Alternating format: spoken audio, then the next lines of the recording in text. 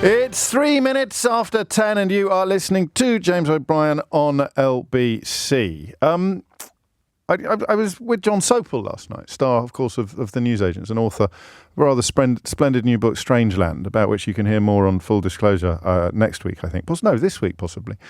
And it was while reading his book, in preparation for interviewing him on stage in Richmond last night, that I came across a phrase I think you're going to hear quite a lot on this programme. He described the Labour victory in the last election as a loveless landslide.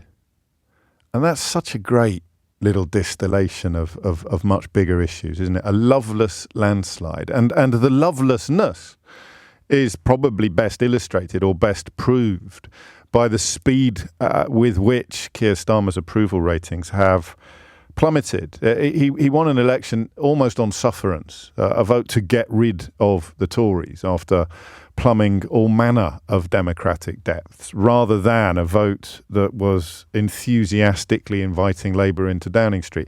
That's not new. I don't think you could describe Tony Blair's victory in 1997 as a loveless landslide, but certainly in the run-up to it, you had an awful lot of analysis explaining that this was just a consequence of Tory fatigue. John Major had run out of road. The Conservatives had been in power since 1979 and the country was ready for a change. So all of that would apply. But loveless landslide seems to me to be a sobriquet particularly applicable to Keir Starmer's situation. So if I were trying to make a list of objectively agreeable, as in things to which we can agree, as opposed to agreeable as a synonym for pleasant, objectively agreeable statements, Keir Starmer's victory was a loveless landslide. The existence of people who love him doesn't prove I beg your pardon, doesn't disprove the accuracy of that statement. So things we can say with a degree of confidence that most people are going to agree with, whether it describes them or not. It's going to be a sort of majority description. Keir Starmer's victory was a loveless landslide.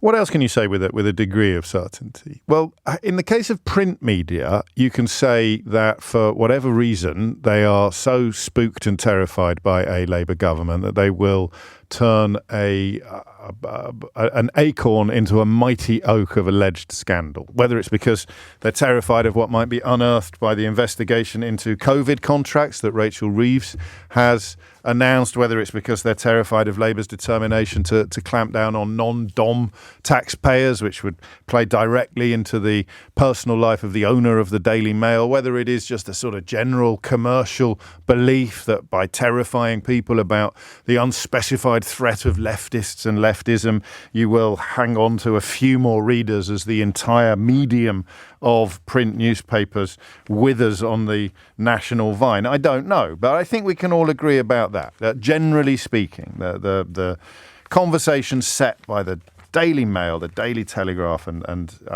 for those people who still read it, the Daily Express, is very much of a piece, the lens, and the Times as well. The Times has dived in on some of the stuff that we're going to discuss today as well.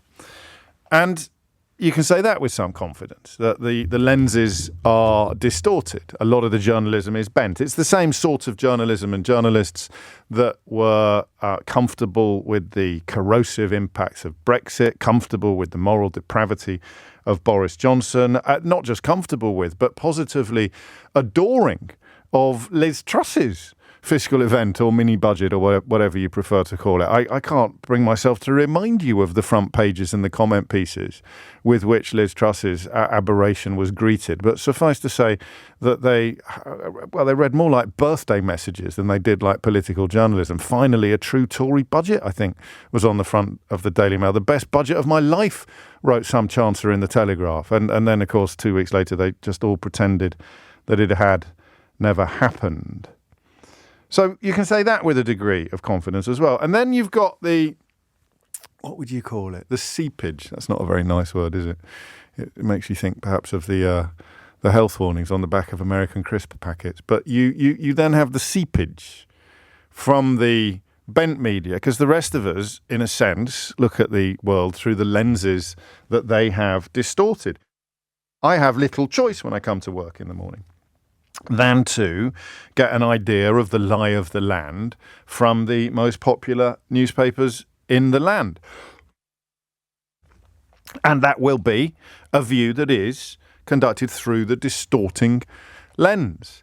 There isn't really a left or a centrist media to speak of. You might cite The Guardian, but I mean, it's a turgid business at the best of times, apart from Adrian Charles's column and Marina Hyde and Nesreen Malik and some of the commentators. It certainly doesn't do for the Labour Party the job that the Telegraph or the Mail or the rest of them do for the Tory Party. And then you've got the other consequence of seepage, which is thinking, well, maybe this matters more than I think it does. And that's where I am at the moment. I caught myself this weekend thinking, well, maybe this matters more than I think it does. The sheer weight of the Fourth Estate cannot be wrong. Perhaps it is massively important who paid for Bridget Phillipson's birthday party. I get an idea of how bent the print media can be. The Sun carries a column today accusing Lewis Goodall of having interviewed Bridget Phillipson about her birthday party without mentioning that he had been at her birthday party. Anyone who listened to Lewis's show on Sunday will know it was the first thing he mentioned at the very top of the interview. But if you're writing a column for Rupert Murdoch, these little details don't matter.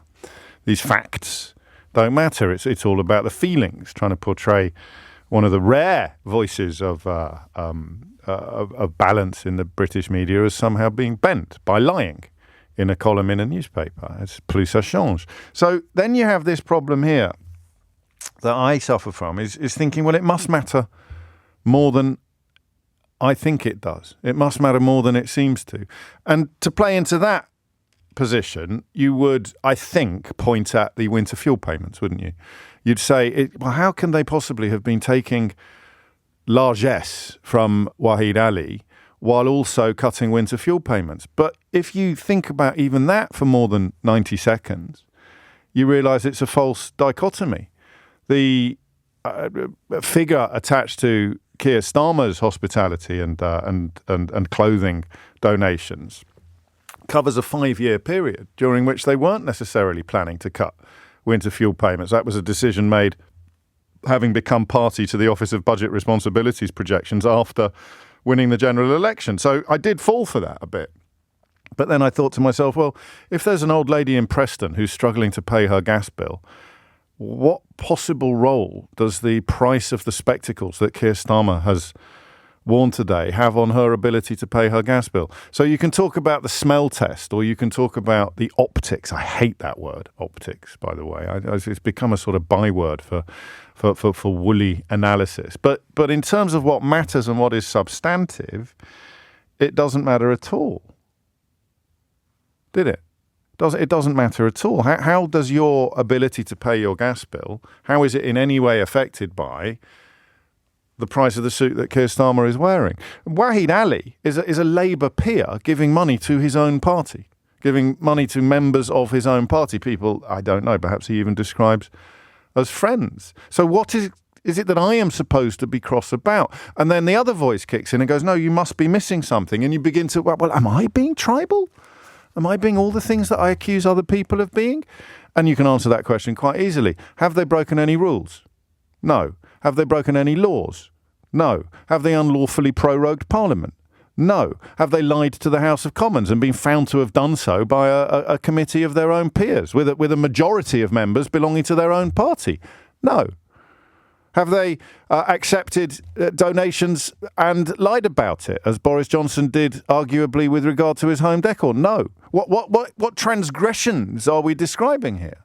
And it would be foolish not to see them in the context of what went before. Because the people who are telling us to get angry, the people who are claiming to be angry, the people to whom I turn when I find myself thinking, does this actually matter more? They're precisely the same people who never mention the fact that Boris Johnson was bankrolled by the bloke who owns JCB, even as the bloke who owns JCB faces investigations into whether or not he owes £500 million in unpaid tax. Johnson took more money from Lord Bamford for his wedding to his current wife. In one transaction, he took more money. If you divide the 5 years over which Keir Starmer is supposed to have been accepting the generosity of donors, if you divide it by 5, Johnson took more money in one deal with Lord Bamford to pay for his wedding, up to and including the glorified burger vans. The sum total of the Downing Street decoration was in excess, and that's one transaction with Lord Brownlow. The sum total of that transaction was more than the absolute total of 5 years' worth of donations received by Keir Starmer. So what am I supposed to be angry about? But then you must be missing something. You're suffering from your own footballification description. And you worry about that because the biggest difference between people in the centre or people on the extremes is that we actually like to judge ourselves by the standards we apply to other people. You look at a Johnson or a Trump or a Farage, they're constantly expecting to be let off while attacking other people for behaviour that they would never even question their own right to do themselves. So that's a great curse of the liberal, if you like, is applying this compass of self-regulation. Am I doing it? To which you return to the central question. You return to the central question of what have they done wrong? You see? What have they done wrong? What laws have been broken? What lies have been told? What standards have been breached? What regulations have been ridden roughshod over? And what transgressions have been committed? And I mean, it was yesterday evening, actually, I found myself thinking about this. And I suddenly thought, nothing at all. So some good journalists don't know what to do. Some good journalists are, trying to learn a new language, a language of honest, imperfect, flawed government. Having spent certainly the period between 2019 and 2022, having spent that period reporting upon profoundly dishonest, deliberately dissembling and deceitful government. And then the aberration of Liz Truss and the sadness of Rishi Sunak, you find yourself thinking, what do we do? What do we report on? There's this vacuum now. And into that vacuum have moved Angela Rayner's photographer, Keir Starmer's suits and football match attendance, and Bridget Phillipson's birthday party. In the great scheme of public malfeasance in recent years, these things barely merit a whisper. If you're being honest, if you're being objective, how can you possibly care more about Keir Starmer's spectacles than you do about Boris Johnson acting upon the instructions of his old mates at the Daily Telegraph, trying to get Owen Paterson off the hook for egregious breaches of parliamentary standards, 2 resignations of his own independent advisers on the ministerial code? It's actually extraordinary. And of course, the first thing that you have to do is recognise either the dishonesty or the disingenuousness of people claiming that pointing this out is akin to excusing Johnson's moral depravity or Liz Truss's epic incompetence or Theresa May's weakness. It might be a bit like that, actually. I guess it might be a little bit like excusing Theresa May's weakness. But the challenge now, and it's one that I really, really don't... I know, you're telling me stuff I already know. Everything that we're supposed to be getting angry about now has been declared. Johnson claimed he'd lost the phone and couldn't remember who'd paid for his flat to be redecorated to the tune of £112,500. I mean, who here, honestly, would remember the identity of the person that had thrown you a 6-figure sum to tart up your flat? Of course you're going to forget it in a heartbeat. So there are 2 questions here. And Beatrice tells me Angela Rayner has not got a photographer. The department she is a head of has a ministry communications photographer, somebody be working essentially for the communications department. So what am I supposed to be angry about, except the fact that I expect Labour to be held to a higher standard than everybody else? I just do, because I'm naive and idealistic. And they are held to a higher standard than everybody else, because if they broke the law or breached the rules or rode roughshod over the regulations or spat all over the standards or lost their own ethics advisors in disgust at their own conduct, then you would come down on them even harder than you did on the lot before. So what am I supposed to be angry about or even concerned about at the moment? That's my first question for this week. 0345 6060 973. And remember, as soon as you tell me what I'm supposed to be angry about, I'll ask you to compare it to what went before and on a scale of 1 to 10, if you like. Tell me how loudly these supposed transgressions register. And then the second question I've got for you is, what are we going to do? I nearly said guys then. Slightly plaintive tone to my voice. What are we going to do, guys? You know, it was easy, our time together, when most of the media was lying to us about the people in power, and we knew it. And they were lying from a position of defence. I could just come on the radio every morning and point it out. You could ring me up and tell me what the situation was like if you were trying to help with the COVID response, but you didn't have any friends in the cabinet. You didn't have Michael Gove on speed dial. You didn't have a long history of donating to the Tory party. You didn't have access to the VIP lane. We could do it easily. But what do we do now? What do we do now? I mean, you can talk to me about the public mood. Here's one. Yeah, Robert says, you have not read the public mood. Well, what the heck is the public mood, Robert? You can't answer the question of what they've done wrong. Oh, you haven't read the public mood, says Robert, who doesn't go into Idiot's Corner for that. Because what I've done, and it's probably my fault that you haven't noticed, what I've done is describe what has been done to provoke the public mood. The pretense, the epic lie, the obvious dishonesty that the people who haven't broken the rules, the people who haven't broken the law, the people who haven't trashed parliamentary standards, the people who haven't hemorrhaged their own ethics advisors, the people that haven't kept donations secret or left largesse undeclared, these people are somehow as bad or as deserving of my opprobrium as the people that did all of those things, Robert? So it's not even about comparisons with the last lot, and I can understand why you might desperately want to cling to the carcass of that idea. It's about, and here's the point, it's about the importance of a rules-based system. That's what's been broken over the last 8 years. The importance of a rules-based system, whether it's Trump or Johnson or any of their acolytes, the idea that the rules shouldn't apply to us. The idea that the rules don't matter. The idea that the rules are only for the little people.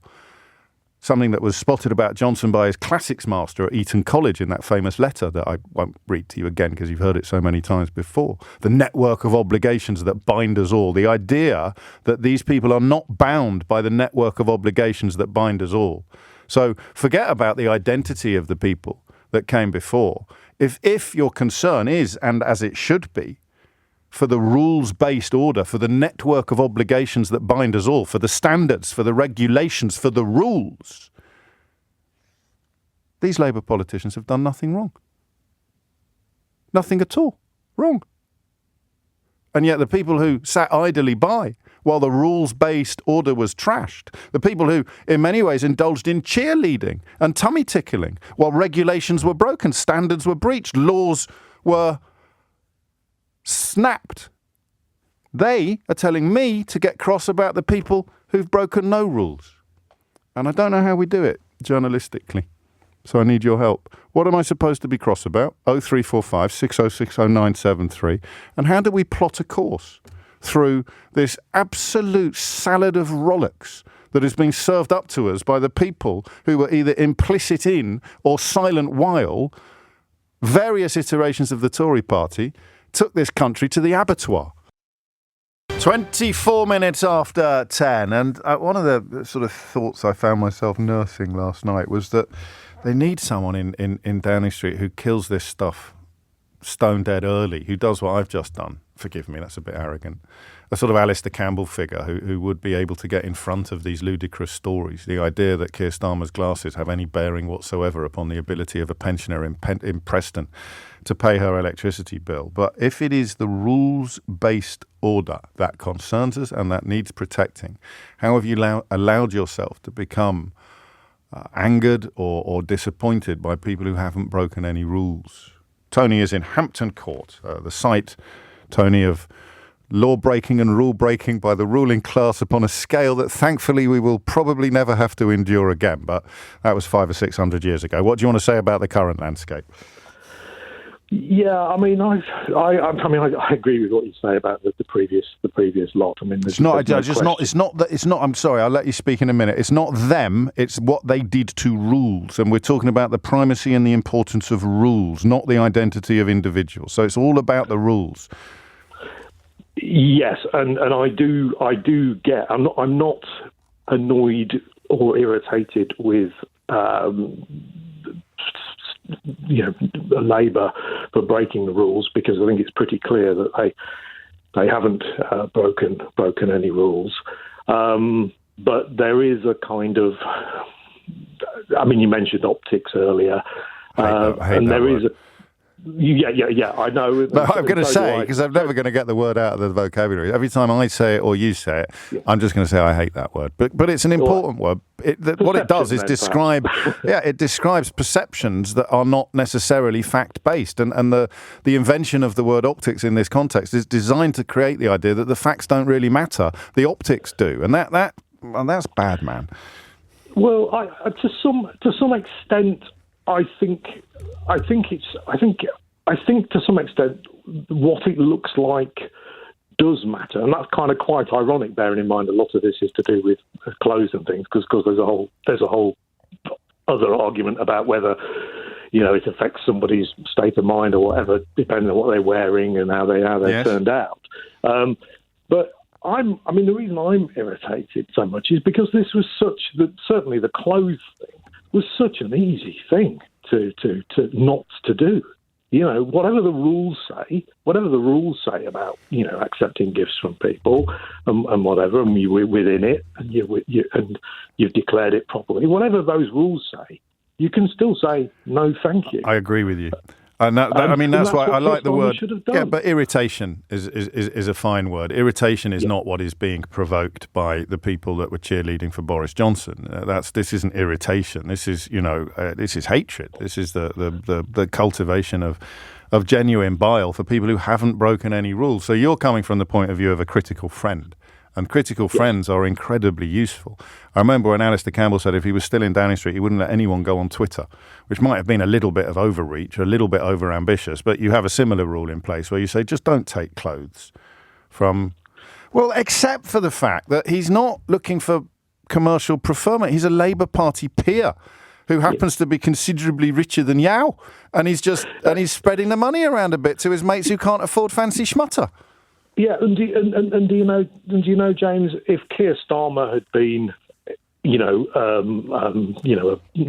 a middle-ranking civil servant who'd suddenly just gone for a career in politics, and after 3 years as an MP, had become the leader of the Labour Party, if he needed a makeover, I think you're saying, if he needed a breakfast television style makeover and he didn't have the cash to pay for it. I don't know about needing a makeover. I actually think Keir Starmer did need a makeover, but I think by today's standards. But I think well, exactly. But I think if Keir Starmer needed a makeover, then Keir Starmer is clearly somebody who ought to be in a position to have paid for it. Obviously, I don't know all the ins and outs of Keir Starmer's we are going. finances. I think we're going to circle this point a lot this hour. We just we acknowledge two things at the same time. He has done absolutely nothing wrong by any objective measure of rules, standards, ethics, or regulations, or even laws, and yet we're disappointed in him for not seeing this cavalcade, this avalanche of ordure that's been poured over his head by people who aren't honest. He should have seen it coming, is what we're saying, and that's going back 5 years. And we knew about. He need some new glasses. Perhaps he should have gone to Specsavers. Well played, Tony. And that's the problem, and that's what I mean about the distorting lenses. I hope that you share my conniptions about this, because it's obviously a professional concern, not just a personal one. But if every view you have of a story is through a distorting lens, whether it's the obvious lies of the Sun today, or the ludicrous exaggerations of the Telegraph, or the embellishments of some broadcasters who were tickling Boris Johnson's toes until long after he'd left Downing Street in absolute disgrace. And they're telling us to get cross about the glasses, and I can't help myself thinking maybe I should be crosser. I think last week I did overcompensate. I kind of found some crossness somewhere. Whereas with the benefit of the weekend to think about things, what am I supposed to be cross about? They should have known what all the dirty liars in the media would do with a story like this, and therefore they shouldn't have done it. Well, that's government by dirty liars. That's government by corrupt journalists. That's government by Tory shills. oh, we shouldn't have done this thing even though it's not wrong because the Tory shills will pretend that it's terrible. Is that what you want from a Prime Minister? What have you done? Absolutely nothing wrong, but I regret it deeply and I won't do it again because the right-wing media have managed to turn it into a huge bonfire. That's the country that we live in. The bonfire never stops burning. But what am I supposed to be cross about? Thomas Watts is here now with your headlines. It is 10:34, and it is a challenge for the rare corners of mainstream media or legacy media or whatever you want to call it to plot the new course, to report upon the new reality, especially when almost every other voice in the space is pretending that Labour politicians have done something egregious. Listen, you can hold two thoughts in your head at the same time. I thought Tony in Hampton Court made that point really well, or proved that point really powerfully. Oh man, why have you allowed yourself to be open to such obvious lines of attack? You silly old sausage. And also, for goodness sake, for the people that sat idly by while Boris Johnson and his mates set fire to everything that we hold dear in this country, from the actual sovereignty of Parliament, from the scrutinising role that Parliament plays, right up to sending Jacob Rees-Mogg to Balmoral to mislead the late Queen. If you were cool with that, the idea that you're cross about Keir Starmer's undercrackers is patently and objectively ridiculous. I don't believe that his undercrackers were paid for by his colleague in the Parliamentary Labour Party, Wahid Ali, a man who has obviously ended up with, and these are my favourite kind of tycoons, more money than they know what to do with. So anyway, what are we supposed to be cross about rather than, if you like, disappointed that you've allowed yourself to be vulnerable to such lazy and dishonest attacks. And then the other voice kicks in and says, hang on a minute, why are you letting the lazy and dishonest attacks lead the coverage? Why are you letting that ugly, corrupt tail wag the... I don't know. Roy's in Bristol. Roy, what do you want to say? Yes, good morning, James. Hello, I should say, first of all, I'm a Labour Party member, have been most of my life. I'm in my 70s now, voted for Keir Starmer to be leader, campaigned in the last election. I thought I'd better set that out first of all. Good. Couple of points to make, yes. And I'm going to pick up on what you've just been saying, actually. What really gets me is this is something that's been brought to attention by the right-wing media, as you correctly point out. But what makes me so cross is that mainstream media, and I have to really cite the BBC here, yes. make it a big story. They pick it up and run with it and run with it. Yes. That's what leads to people getting angry. If it were just left on the front page of the Daily Mail and the Telegraph, it would only get to a narrow audience that are bound to have a go. So that's my first point. Well, let me pause you there, because you distill to its very essence the problem that I'm trying to articulate. Because I don't have particular beef with what the BBC have done, in the sense that they are looking at it through the distorting lenses that I've been describing all morning. Exactly. And they're thinking to themselves, well, maybe this is a bigger deal than our news sense tells us it is. And also, if the Daily Mail and the Telegraph and the usual tummy ticklers in broadcast media are screaming about it from the rooftops, if we don't treat it like the second coming of Beelzebub, they'll accuse us of being biased, and they'll accuse us of being propagandists, and they'll accuse us of taking our eye off the ball, even though you could sit here until the end of the universe and not have anything on the Labour side of media being anywhere near as corrupt as what we've seen for the last 8 years on the Tory side. Yes. So I've got a little more sympathy for them than you have, in a way. Well, I think you have, actually, to be honest. I mean, it's like on the Today programme, when they cover the newspapers, and they will cover the Daily Mail in the same way as they cover everything, but often they just leave it there, the story. That's it. Yes. The second point I wanted to make is a bit more critical of Keir, but only in the way the last caller was. When I heard this, I felt overall, what a load of nonsense. Of course, there's no problem with the Arsenal tickets, and I don't have a problem with the clothes particularly. But I'll tell you one thing that really did stick in my throat, James, surprisingly. The spectacles costing over £2,000. I wear glasses. I've got very nice designer glasses. I've got 2 pairs at Specsavers. Got to advertise. Yes, no, fair enough. For 400 quid. And what I felt was, Keir, what on earth are you doing buying such expensive glasses? Because the optics, word you don't like, the optics hate that word. are terrible. Terrible. It's the sort of thing you'd expect Rishi Sunak to do, to go and blow over £2,000 on a pair of glasses. I wouldn't expect that. Are we confident, Roy, that that figure was for one pair of spectacles? Well, that's what your producer asked me, and I said, look, I have to confess, it's presented that way. Well, I think we might have actually knitted your 2 points together in rather spectacular fashion here. Because to the best of my knowledge, what was registered was luxury eyewear, which translates as multiple pairs of designer glasses, possibly all of which cost no more than your treasured. Right. No, that's a really, really good point. Actually, it'd be really helpful to know the answer on that. I think we do. I mean, I mean, definitely luxury eyewear is the phrase used, and all the coverage I've managed to hastily consult while you were speaking looks at the conclusion that it is multiple pairs of designer glasses over 5 years. So that works out at $2,500 over 5 years, works out at about 500 quid a year, there or thereabouts, the same sum that you spent in Specsavers. Well, I think there we go. It does prove the point I was making first. It really does. It does, yeah. Because that's what I've heard, and I listen to you a lot. I read papers. I'm very engaged in politics, and that just passed me by, James. Because we thought he's walking around in something that Dame Everidge might have considered to be a suitable adornment for her fizzog. Some emerald-studded spectacles that the rest of us could only gawp at. I think that and again, it's interesting how far you have to dig back into this. I think, actually, Roy, stay there. I think the most expensive pair so far identified from a manufacturer called Garrett Late Hampton came in at a stonking £240. Bloody hell. Excuse my language. What? What? So 10 pairs.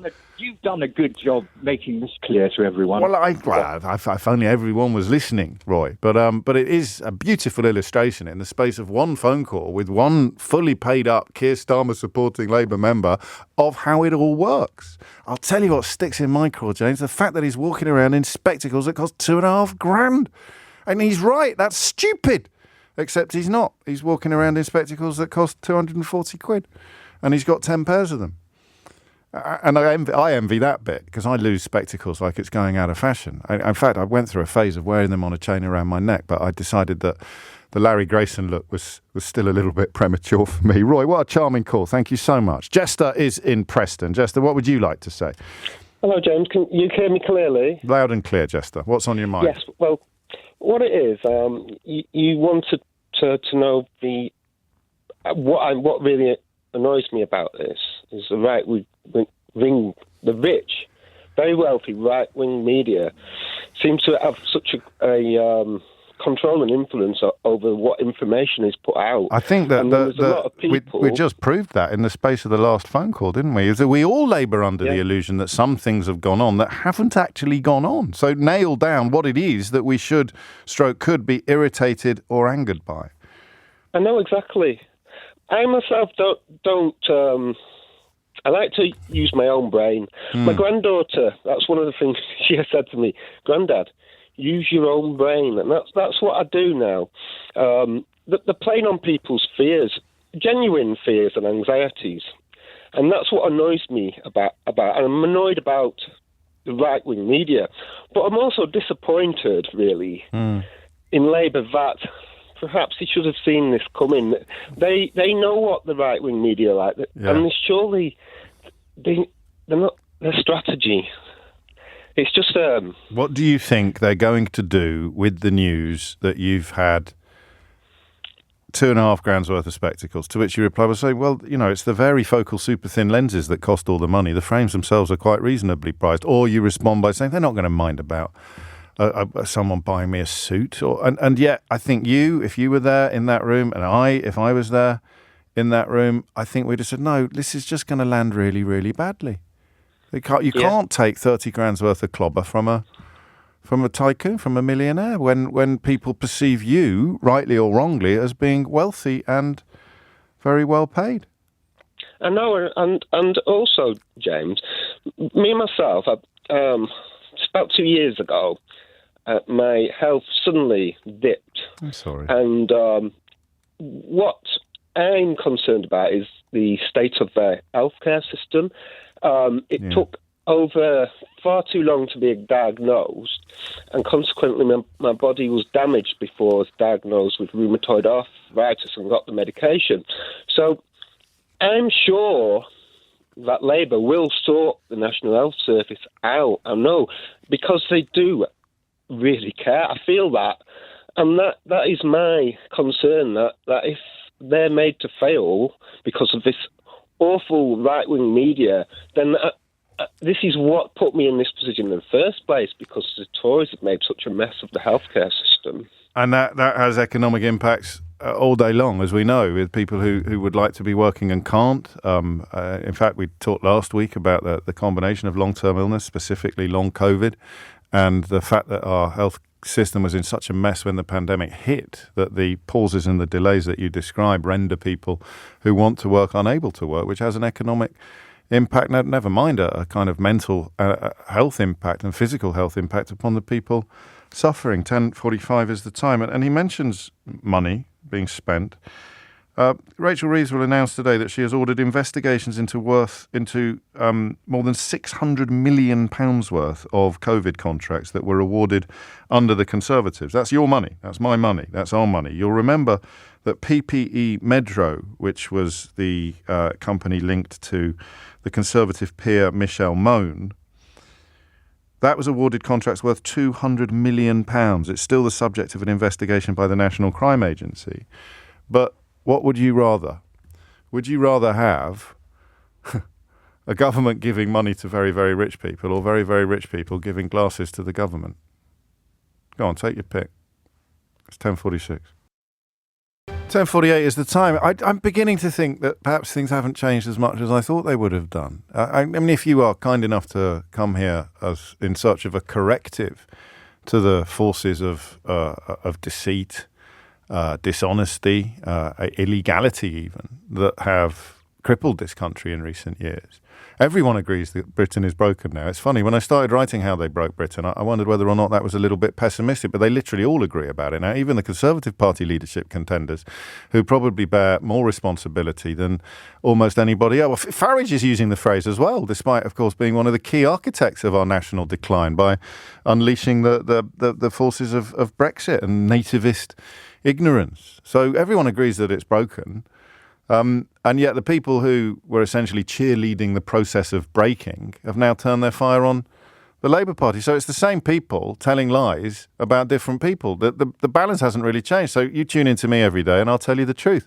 If Keir Starmer breaches ministerial codes, I apologise in advance for the fact that I'll be considerably angrier than I was when Boris Johnson did, because I expect much more from Keir Starmer. To be fair, I expect much more from an incontinent feral cat than I expect from Boris Johnson. But if Keir Starmer breaches the ministerial code, if Keir Starmer unlawfully prorogues Parliament, I'll be bloody livid and I'll feel personally betrayed. But until he starts doing some of the things that stand comparison with his predecessors, or until he starts trashing the rules, breaking the laws, transgressing regulations, ripping up standards, then you'll forgive me for wondering what the hell everybody else is banging on about. And then we're back to where we have been for the last 8 years. We're back to being the people in the business of pointing out that the emperor is naked. It's just that in this case, it's the people telling the story that are the emperor, as opposed to the people that the story is about. So I think we're going to be okay. Patricia is in South Lanarkshire. Patricia, what would you like to say? Good morning, James. This won't take long. I can't believe I'm on speaking to you about this morning. You but definitely are.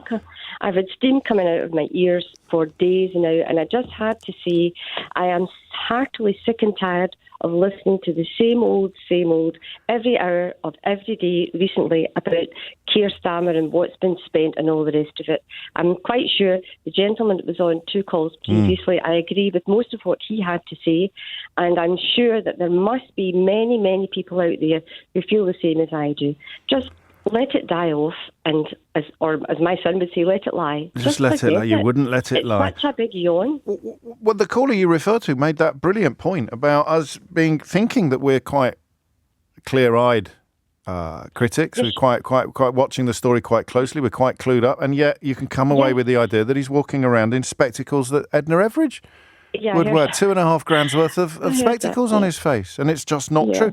Paul's in Northolt. He says, I've been a spectacle sales rep for over 30 years. It's perfectly reasonable and indeed very common for a pair of spectacles to cost £250 upwards, plus another £500 for decent lenses. Talk about a storm in a teacup. But what do we do, Patricia? Do we ignore the teacup, or do we point out the idiocy of the rest of the coverage? From my point of view, it's all just too silly, and someone somewhere in the media is churning this up every hour of every day, on and on and on, where there are much more important things to talk about. So he's got some new suits and he's got new glasses. Let it go. And you can also say you probably shouldn't have done that, or even that you definitely shouldn't have done that, except that lets the tail wag the dog. It lets the tail of the dishonest journalists, dishonest journalism wag the dog of the government's behaviour. But when it comes to the contents of his wardrobe or the contents of his spectacle cases, I can live with that. It's if they're second-guessing policy, if they're changing policies because they're frightened of right-wing media, if they're changing their wardrobe, if they're because of, dreadful word, I hate it, optics, then I could just about live with it. So, well, I could definitely live with it because it avoids this sort of nonsense. Problem is, something would spring up immediately to replace it. So that there is the bottom line. What rules have been broken? Because you can talk about they're all as bad as each other, then you have to provide the examples of laws being broken, rules being broken, standards being breached, colleagues combining to rip up the rule book after you've been found to have broken it, phones going missing, donations not being declared. You need to find me all the evidence of this if you're going to claim that they're all as bad as each other. Otherwise, I'm afraid it is Idiot's Corner for you. Thank you, Patricia. Toby's in Queen's Park. Toby, what would you like to say? Well, you're asking, I think, who or what you should be angry with. Yeah. And the answer is you. Because you are the person always angry with me.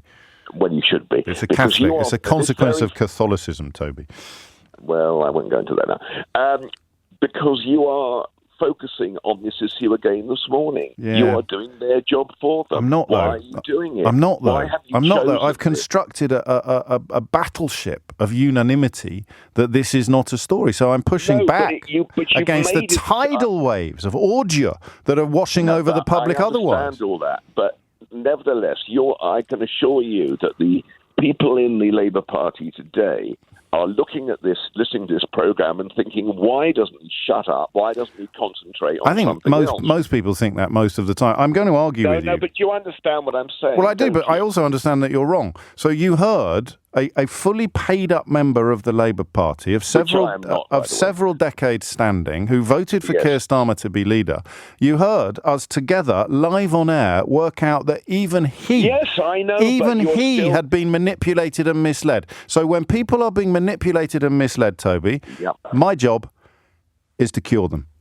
Well, you're still focusing on the issue, but can I just make another Do you know what you're here? like? You're like a doctor. You're like someone telling a doctor that by talking about the disease, he's actually giving the disease oxygen and helping the disease to spread. No, I'm not doing that. You are exactly doing that. No, I'm sorry. That's a brilliant analogy. And the reason why you hate it is because it slaps so hard. No, it's not a good analogy. It's a brilliant analogy. Make another point that I was going to make. Yes, of course you can. And it's this. In 1938, the Prime Minister was paid £10,000 a year and £1,000 as an MP. That's the equivalent today, I think, of about £535,000.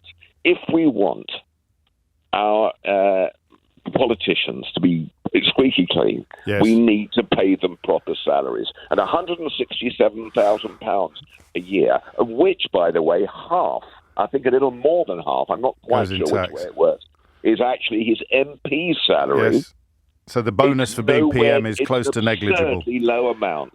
Well, speaking as someone who couldn't afford to live in Queen's Park and so was forced to move further west, having had my first child on the fringes of where you live, I understand how you're saying that. But selling it to people who are worrying about paying I understand that. But I know you understand that.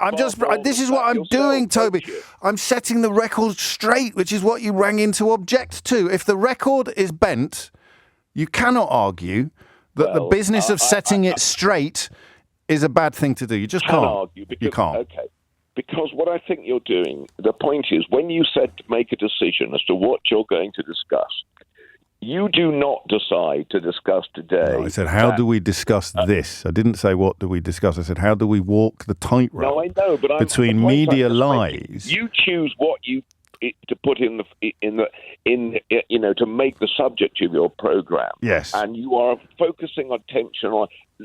Imagine, if you will. We disagree about this. No, we can't. I'm not going to let you go until you agree with me. You know how this show works. So I'm going to give you another analogy now, Toby. I'm going to give you an analogy of a forest fire. A forest fire, yes. And at what point does it become a case of all hands to the pump? At what point should we all, even though we'd much rather be talking about the importance of building a new hospital 50 miles away, or the essential nature of inquiries into £600 million worth of potentially dodgy COVID contracts, that fire is raging, and at some point I'm going to have to drag my hose over there, Toby. Okay, I'll give the answer to that. Go on then. If this were a forest fire, I would agree with you, but it isn't. This is just part and parcel of, this is just to tomorrow's fish and chips, and there will be many more instances. There will. Where of stuff that will come and go. There are huge issues out there in the world. And it's not either or, is it? I mean, I've chosen to talk about this today because honestly, it is dominating. The biggest single issue that we face today, in my view, is nothing to do with the Labour Party or even to do with this country. It's the election in America. That is the thing. And talking about Keir Starmer's glasses doesn't prevent me from talking about the election in America, which I have done, will do, and will continue to do until the blessed thing actually happens. But I take your criticism. I mean, in a way, you're the voice in my head, Toby. During my introduction this morning, should we even be talking about it? Do we add oxygen to the nonsense? But I'm confident, particularly after that fascinating exchange about the cost of the spectacles. I'm confident that the record needs setting straight, and that's what we've been doing, not for the entire 20 years that I've been on air, but certainly for the last 10, 11, 12 years, setting the record straight when the record is still written by dishonest actors and by bad players, by fibbers, by shills, by client journalists, and by blatant liars, as is evinced by Harry Cole's column in The Sun today, telling blatant lies about Lewis Goodall, one of the tiny number of voices that are actually capable of criticising all sides on the political spectrum. But the job today was to set the record straight, and thanks to you and all my other callers, I think we have. I agree with you about Prime Minister's salaries, for the record, but goodness me, getting that over the line would be, well, that would be a Herculean task, I think, up there with the Augean stables. It's 3 minutes after 11. This is nice from John, and I hope our friend in Queen's Park is still listening, Toby. James, you are the fire brigade, and this is a forest fire. Thank you. I feel seen. Finally seen. Here's a story. Do you like this? What stories are your favourites? The ones where you're 100% certain what you think, and then after we've talked about it for an hour, you're 110% certain what you think, and it hasn't, and it is what you thought at the beginning of the conversation. Or do you like the ones where you wobble a bit? We used to call them pendulums, didn't we? Where you can feel your pendulum swinging during the course of the conversation. I've already felt my pendulum swing this morning with regard to the story that we're about to talk about next. It's a story of a 14-year-old boy caught up in the Farage riots, who was so sternly told off by his parents that police and prosecutors decided to take no further action. And my first thought, and at the moment I could easily swing back to the position I started in, but my first thought was that this was ridiculous.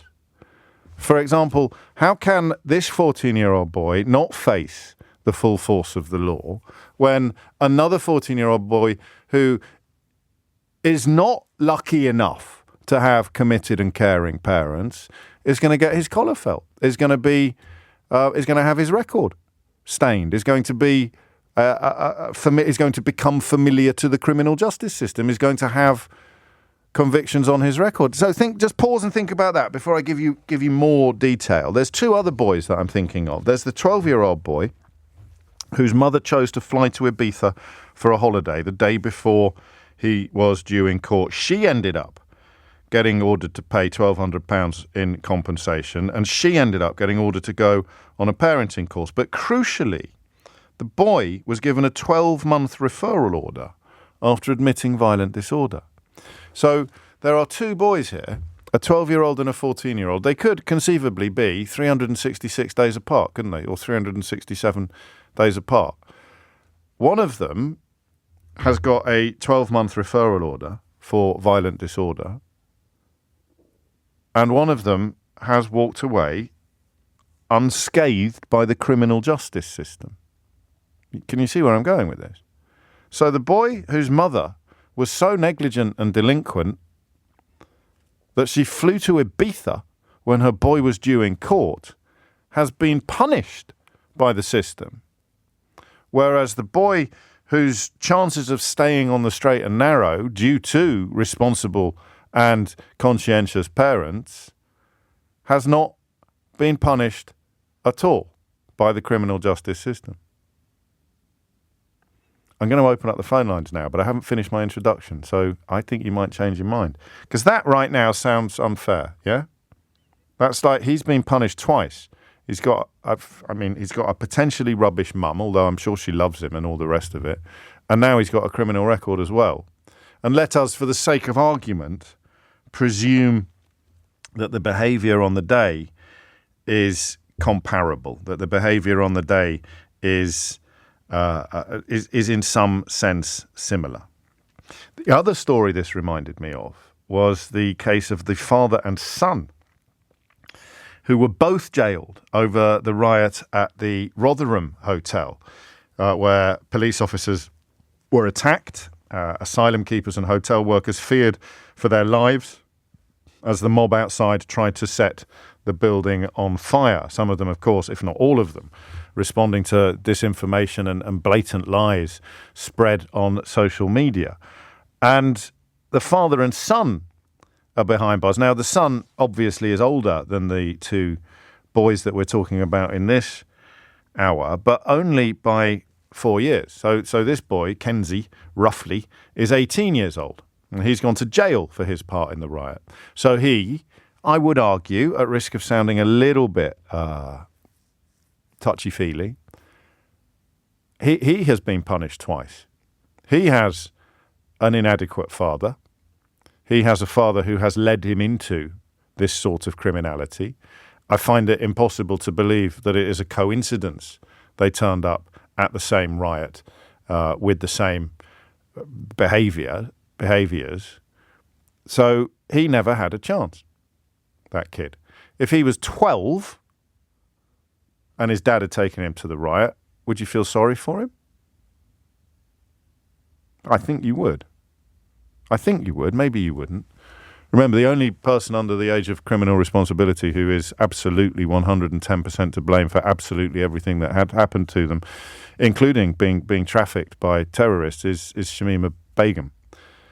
But generally speaking, we recognise that young people are not as responsible for their actions as older people. Look, for good or for ill, there'll be some older people who are not responsible for their actions, much more easily led than others, for example, or some people who just are incapable of processing the consequences of their own actions. We've all had mates like that over the years, the one that you can't quite believe he's gone there, or you can't quite believe the thing that he's done.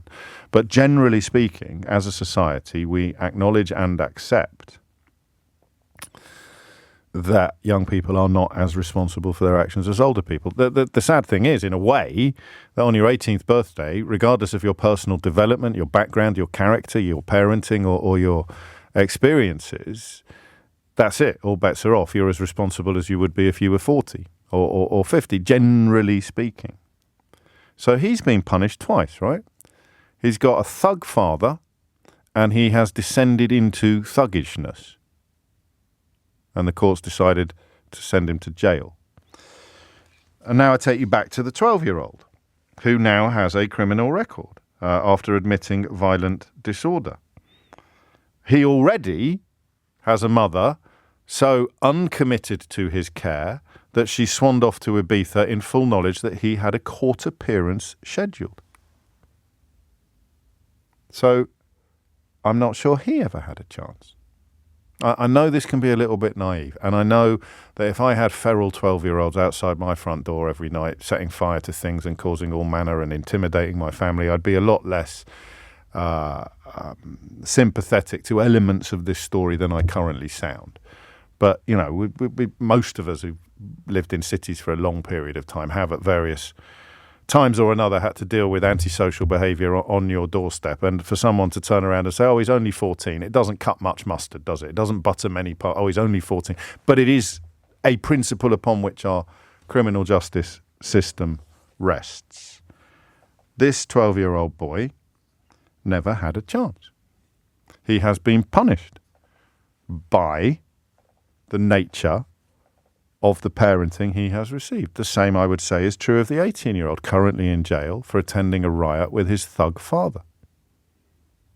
So a delinquent mother and a thug father have children who feel the full force of the criminal justice system. And then I bring you back to the 14-year-old who was marched to the station by his parents as soon as they found out where he'd been. And, I miss my dad all the time, some days more than others. But that is a mode of parenting that will have clicked with so many people. Usually it's nicking stuff, isn't it? Usually it's like you get home from the newsagents and your dad's been buying a paper and he notices, because you've tried to hide it, but you're not very good at it, and he notices you've got a cream egg in your pocket. Probably the worst thing to pinch, actually, when you think about it, in terms of the silhouette that it would create in your trousers. But you've got a cream egg in your pocket. And where did you get that cream egg from? Grandma gave it to me. So your grandma lives in Sheffield? No, she didn't. Where did you get that cream egg from? Did you steal it from the shop? Right. And I don't know whether this actually happened to me. I'll check with Mum after the show. But I've got a feeling, and I'd be 6 or 7 years old. I've got a feeling he marched me back to the newsagents in the horse fair in Kidderminster and made me give it back to the shopkeeper and apologise. He didn't march me to Kidderminster police station, which I think in the circumstances would have been a little bit extreme. But how many parents have done that? How many parents have greeted their children's misbehaviour by siding with the rules? Do you know that's relevant to the last hour of the programme? It's why it's so important when you're being told that politicians are misbehaving and transgressing to establish precisely what rules they have broken. The return to the rules-based order. And those are your two types of parents, right there. The Boris Johnson parent and the Keir Starmer parent. The one who doesn't think the rules should apply to him and his, and the one who does, and therefore doesn't break them. What was your... I bet, well, who knows what your dad was like? Who knows what your mum was like? But the idea, it seems a little bit, I don't know, is it rarer now, do you think? I honestly don't know.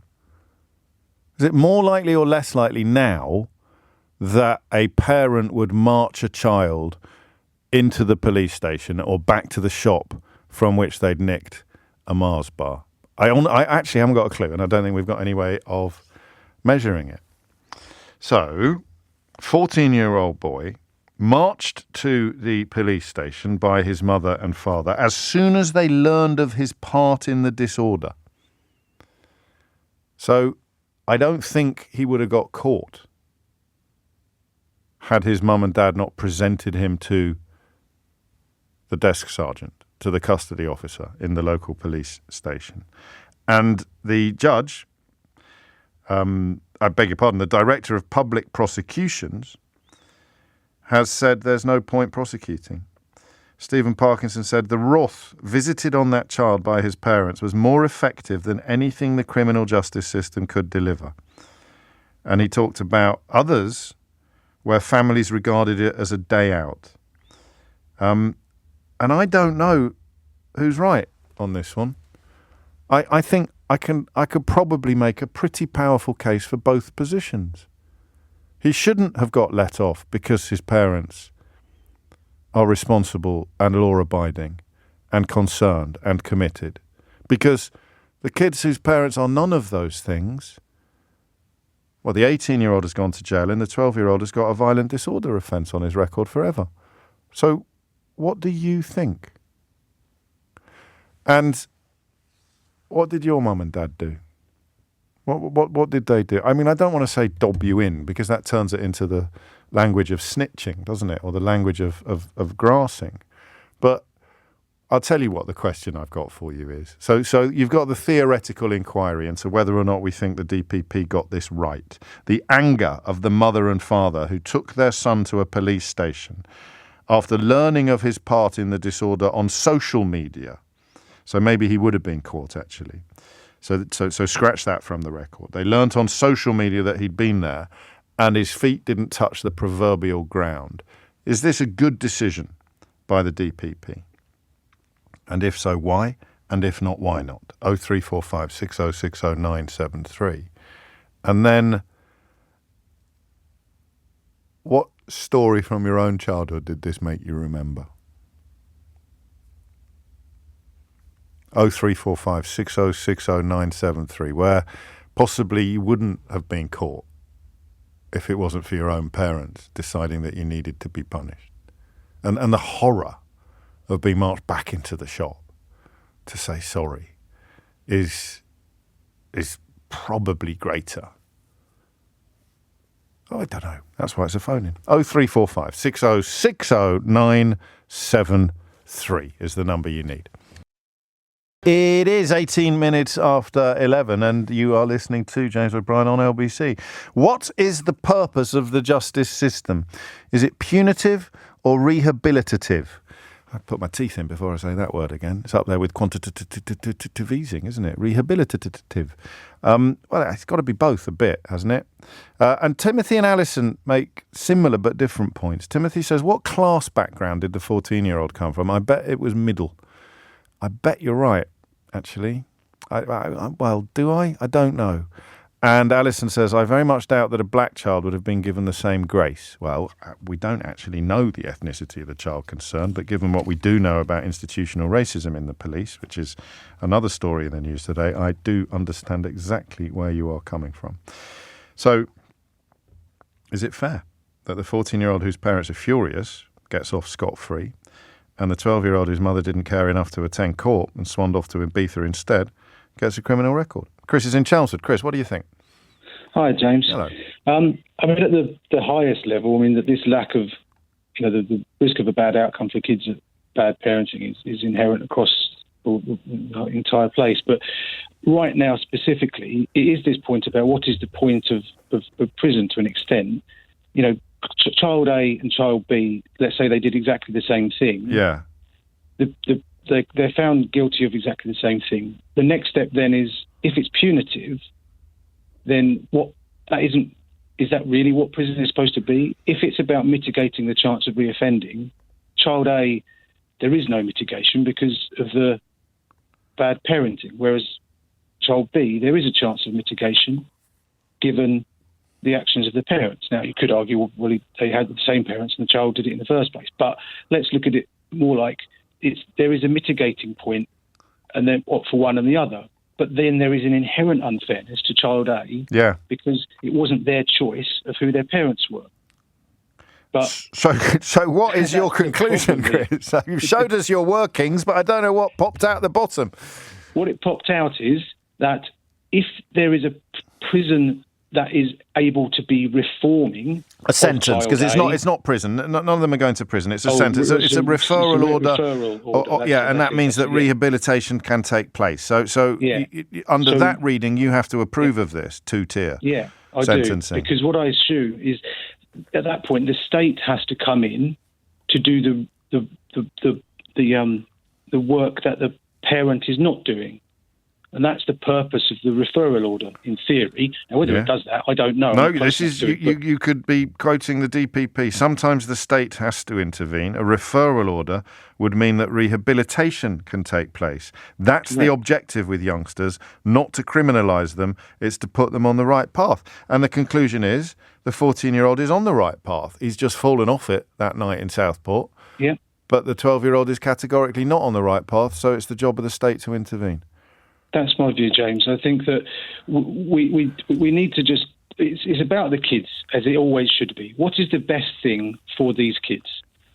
And, you have to, like you talk about, there's a cut-off point. It's not fair in some ways, but there has to be a point, and the judge has made a decision. Again, I would like to say that the judge is in the position to have the information to make the correct decision. Well, clearly, I mean, it wasn't a judge. Again, I'm splitting hairs, but just for people just tuning in, no, the DPP made the decision before it even got to court. The police and prosecutors decided to take no further action, and the DPP has made the story public. The problem. Again, what do you say then?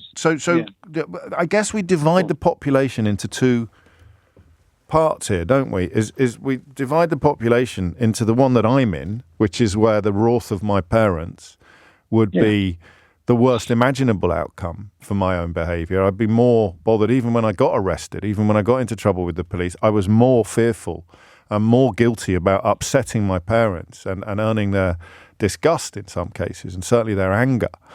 I only got arrested twice. I don't want to make it sound like I was the Al Capone of Kidderminster. But that's one group of society. The other group of society have, through no fault of their own, in many ways, ended up in a place where they couldn't give two hoots about upsetting their parents, because in the case, for example, of the woman who went to Ibiza, it would appear that the duty of care in the other direction wasn't there either. This is really complex because you can get quite puritanical about it, and I don't want to, because life is more grey than that. Absolutely right. I mean, so you mentioned class, social economic background will be the biggest differentiator between outcomes for children. Yes. The variance within those outcomes can be negatively and positively impacted by the parents, but within a spectrum where they're never going to come close to the police or that kind of thing, or into the benefits and others. I mean, whereas the variance for another is different. I mean, I think also with the lack of respect that seems to be creeping in terms of, you've talked about sort of where lack of respect for teachers seems to be coming in, and the demonization of experts that started to happen. It's all feeding to the same sort of place. And I guess what we need to do is take on board what the DPP has said, and although this is technically a punishment, a 12-month referral order after admitting violent disorder, if we see it as a rehabilitative sentence, a rehabilitative response, rather than as a puritanical or draconian consequence of his actions, then he is getting the help that he needs because he is less privileged than the child with the good parents, and therefore it makes sense. And I wonder, actually, thank you, Chris, you've really highlighted a point I'd overlooked, that is a problem society has.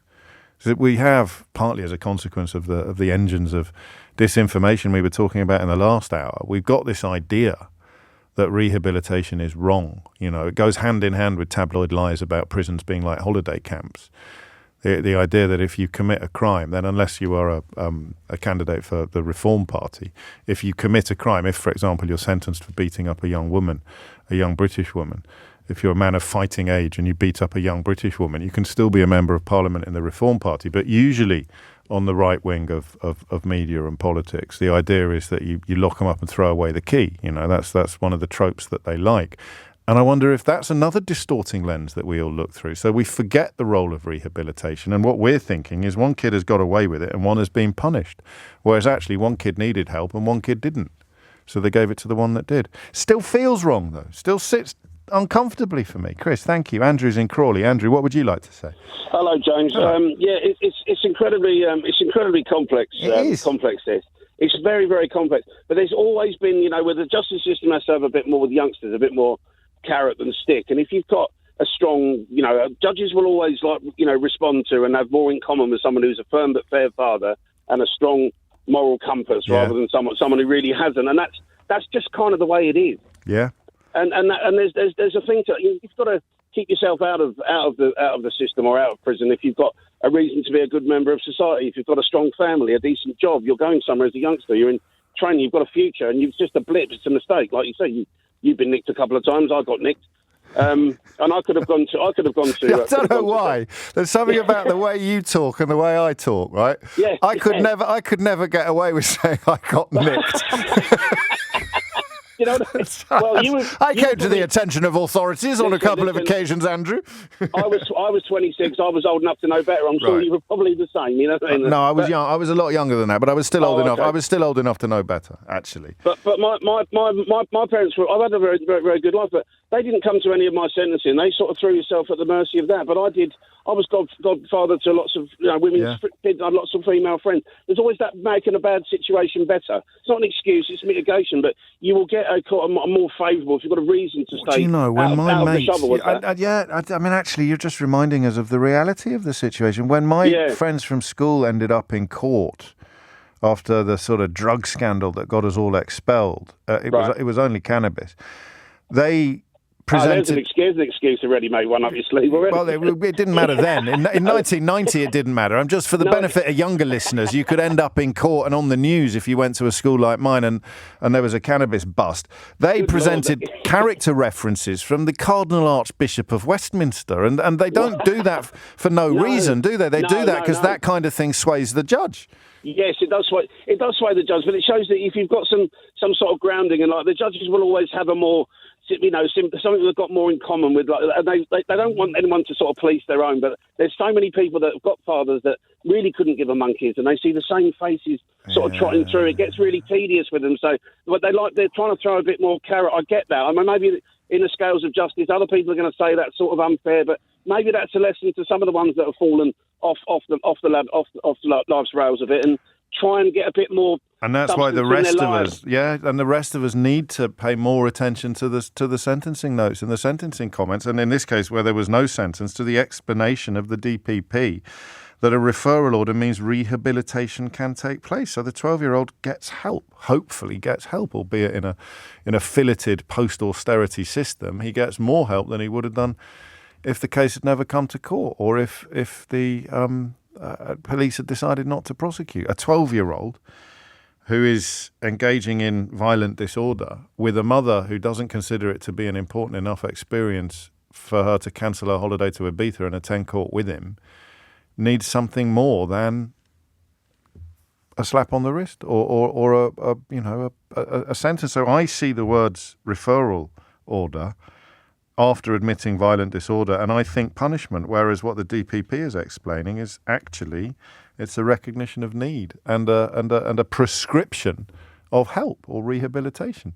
It's coming up to 11:30. And remember, the other element of this conversation is helping people who perhaps don't understand why the anger of the parents would be worse. So why is that? Why is that? So I got arrested for shoplifting when I was 15. And I knew I wasn't going to go to jail. I was fairly confident I wasn't going to go to Borstal. But I had a very real risk of having a criminal record. Woolworths in Kidderminster, for reasons I've never understood, decided to keep the vinyl in the sleeves on display in the shop, which was a temptation I couldn't resist. Not an excuse, just an explanation. Hand on heart, I was much more frightened of Mum and Dad's reaction than I was of ending up in court. I think I was. Yeah, I was.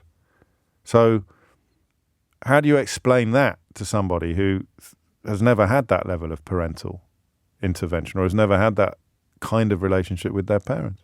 0345 606 0973. And remember, I'm also interested in the experience from your childhood that this story reminds you of. Thomas Watts is here now with your headlines. 33 minutes after 11 is the time. Timothy writes, there's a fear of disappointing our parents, that look of disappointment on their faces when the police bring you home for shoplifting, with no action to be taken but a ban from the relevant shop. Timothy claims he's speaking for a friend. Yeah, right. I mean, I'm a little bit disappointed in you, to be honest, in that this is an opportunity perhaps for me to wheel out one of my 11 timeless anecdotes from my own life that I have used since 2014, 2004 even. I've used since 2004 to illustrate bigger issues, to illustrate stories in the news. So what would it be? I've mentioned the shoplifting, flirtation, and even the drugs bust. So they don't count as anecdotes. What's the anecdote? What's the anecdote for fully paid up members of the James O'Brien Listening Society? What's the anecdote now? If we're talking about effective and potentially unusual punishments inflicted by parents on children, up to the obviousness of marching them to the scene of the crime or marching the child to the police station and handing them over to the authorities. There's one that I haven't thought about for years. Punishment that my dad inflicted on my sister and me that was, I mean, I can tell you how effective it was. I still referenced it when I started doing this job.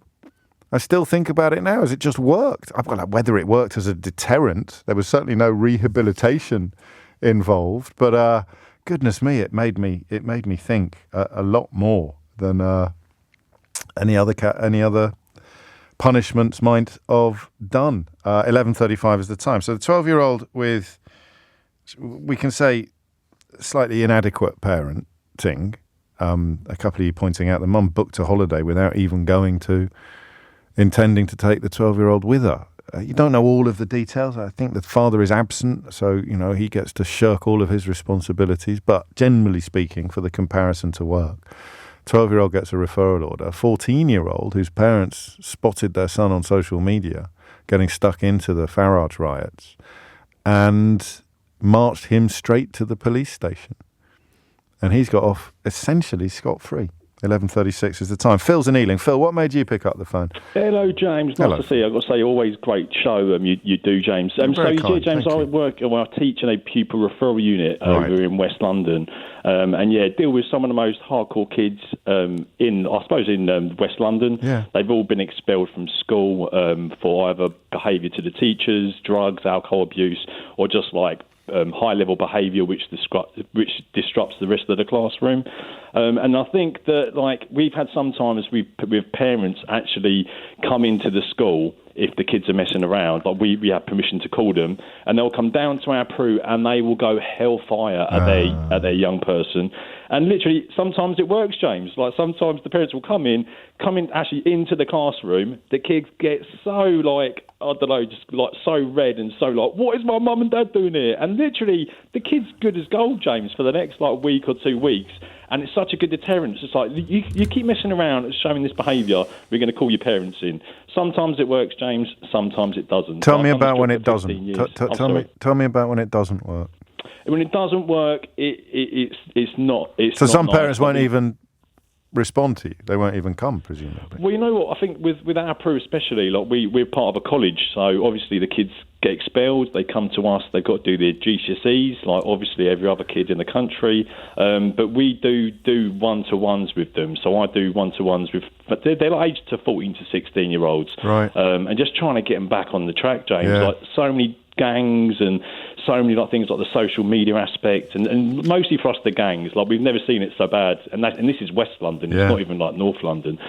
Just the kids leaving the gangs and just the complete disarray, not even wanting to go into school. That's the hardest thing actually to get them in. Once they're in this world, it's kind of difficult to get them out. And once they've got that criminal record, or they get that kind of into the police system, it's hard, James. You know what? It's hard to get them back. But the success story is, but when you get them into doing something like a college course, or get them to do motor vehicles, hair and beauty, we've had a big intake of girls getting expelled. Right.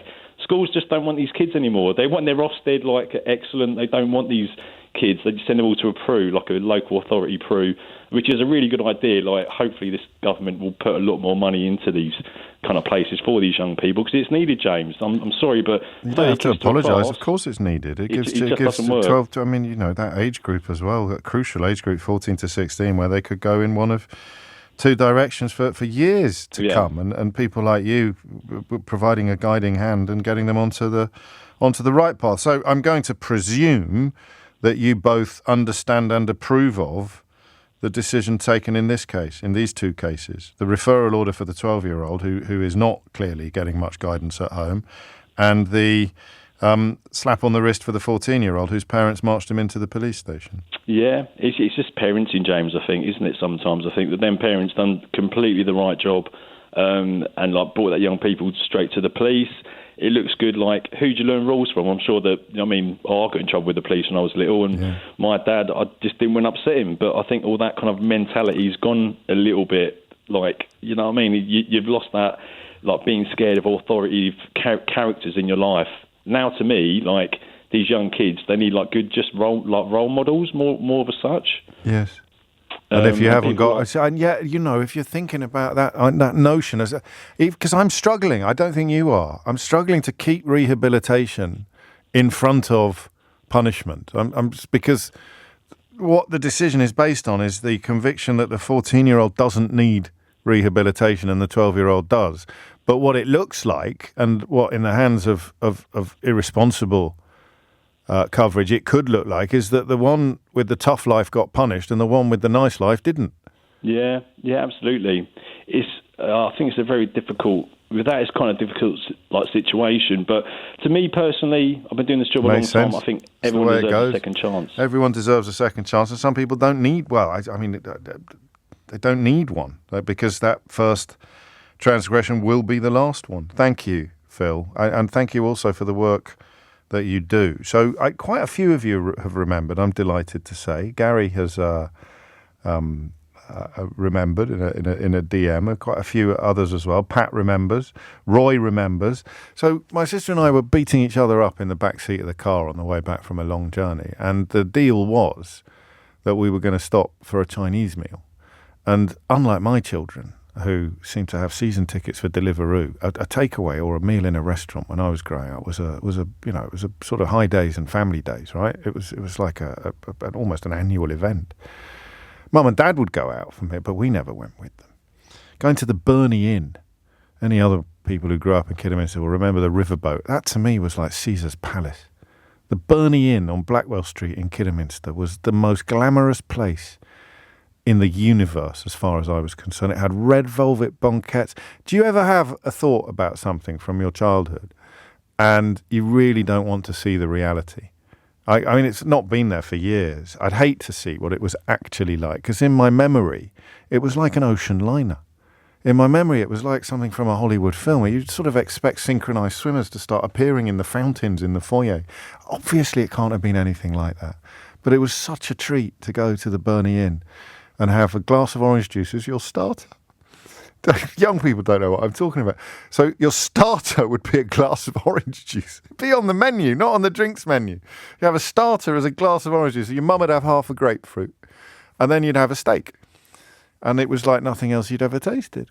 And then you'd have Black Forest Gatto. If you got a little bit older, you might be allowed a prawn cocktail as your starter instead of the glass of orange juice.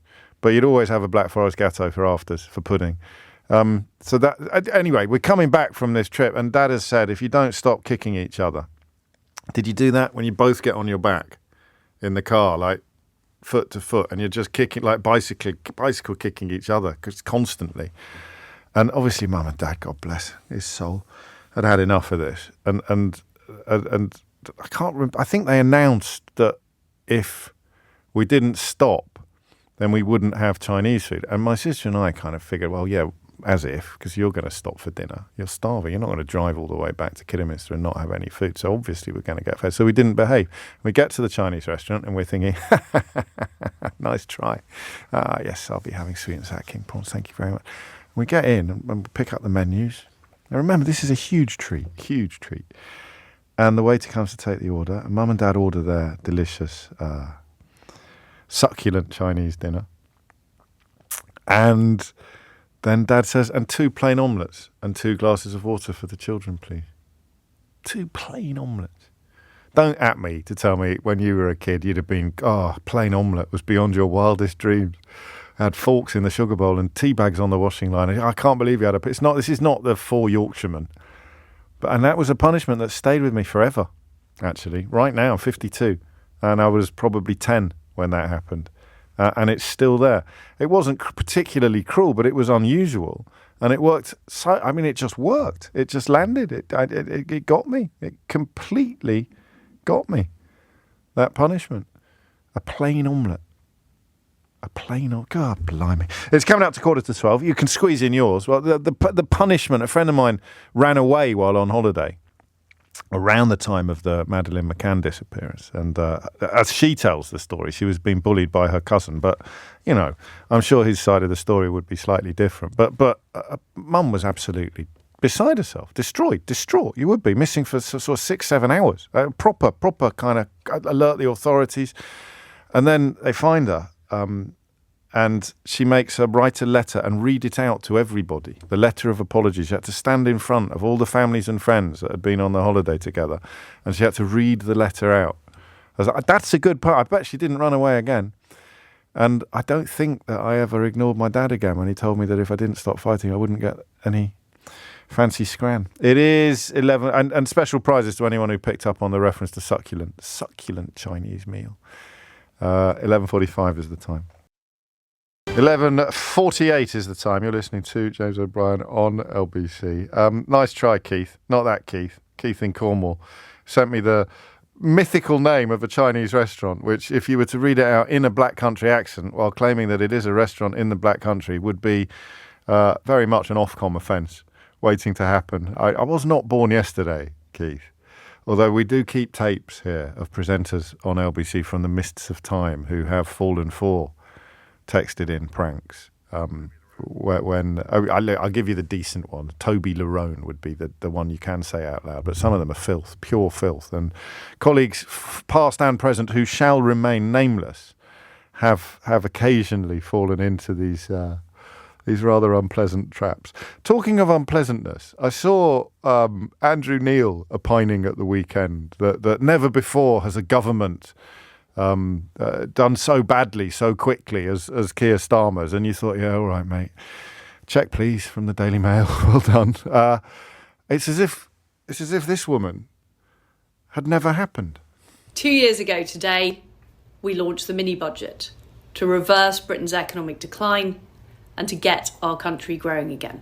If the mini budget hadn't been undermined by the economic establishment, things would be different now. The economy would be growing. People would be paying lower energy bills thanks to getting on with fracking. Corporations would want to locate in the UK because of our relatively low tax rates. The self-employed would be doing more business thanks to improvements in IR35. And we would see a more dynamic, go-getting economy. But that didn't happen because the mini budget was undermined by the economic establishment. That's today. Liz Truss today. Remember, Keir Starmer's glasses. Hurrah! Liz Truss, 2 years later, knowing that she exists in a media universe where she can claim that her epic disaster was somehow not her fault. It makes it a little odd that on the 17th of October in 2022, she apologised for the mistakes which had been made and wanted to accept responsibility. She said it's the mark of an honest politician to say, yes, I've made a mistake. So what is it then? Did she or didn't she? What she actually wrote, it was eco-zealots and trans-activists in the civil service who had undermined her.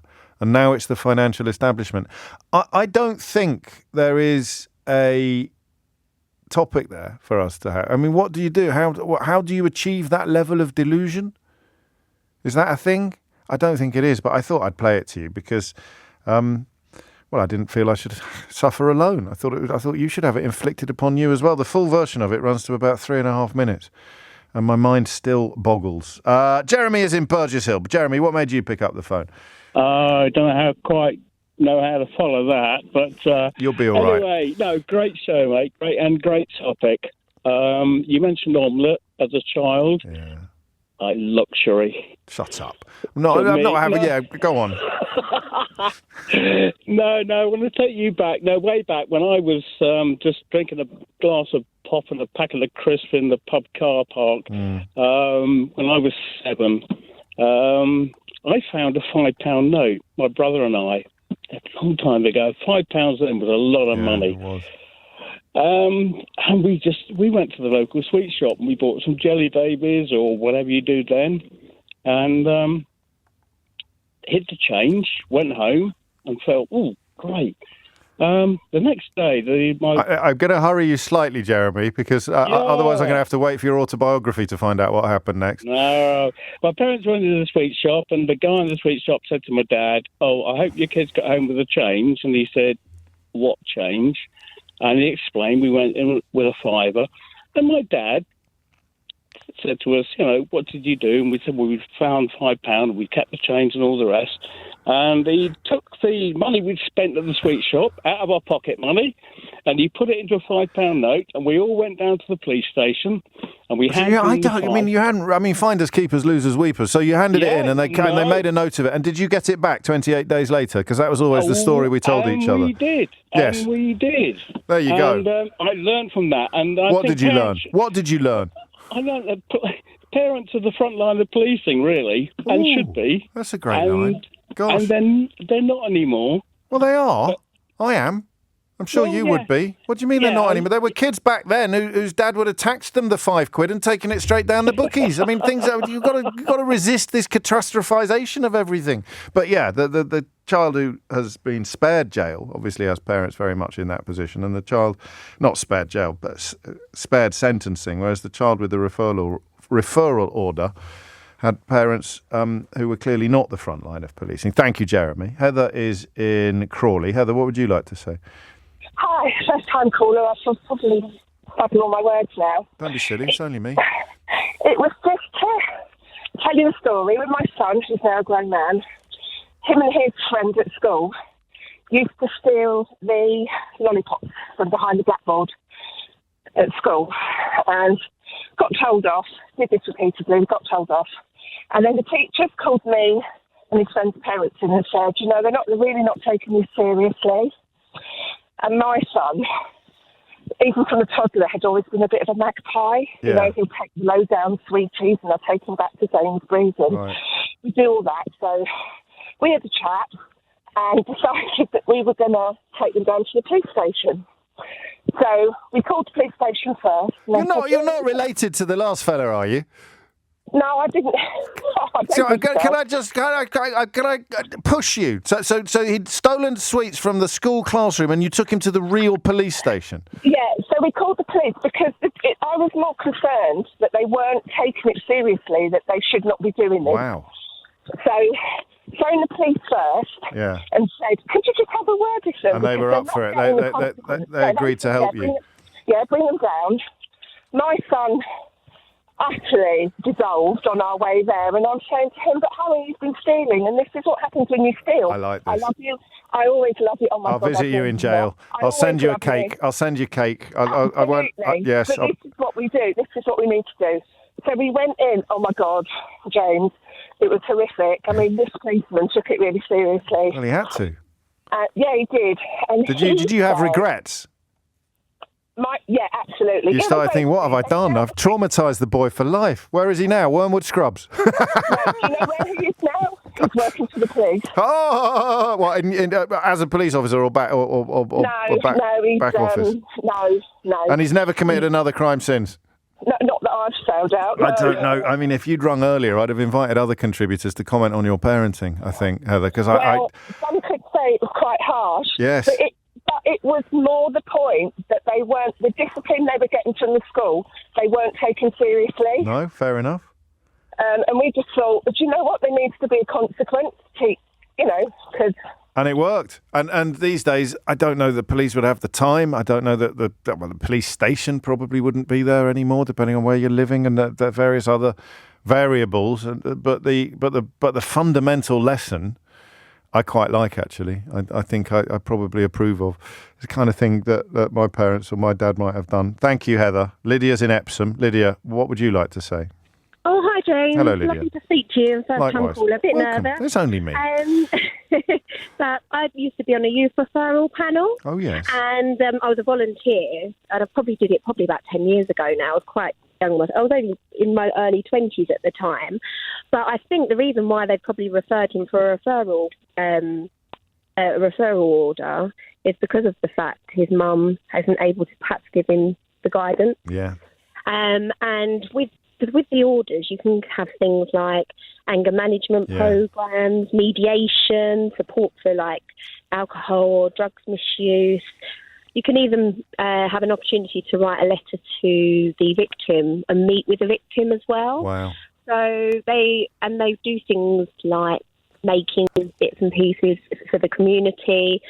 And so I think they could probably see at home with the other chap that his mum or dad were able to kind of discipline him, and they were perhaps a little bit worried about about the guy whose mum wanted to go away. I think you've nailed it completely. And the problem is that without experiences like yours, we don't fully appreciate the role of rehabilitation in referral orders. We think we think of it as something that should involve punishment, whereas really it involves prevention. And the other lad didn't need prevention because everybody involved in the case was confident that this was not going to become part of a broader pattern.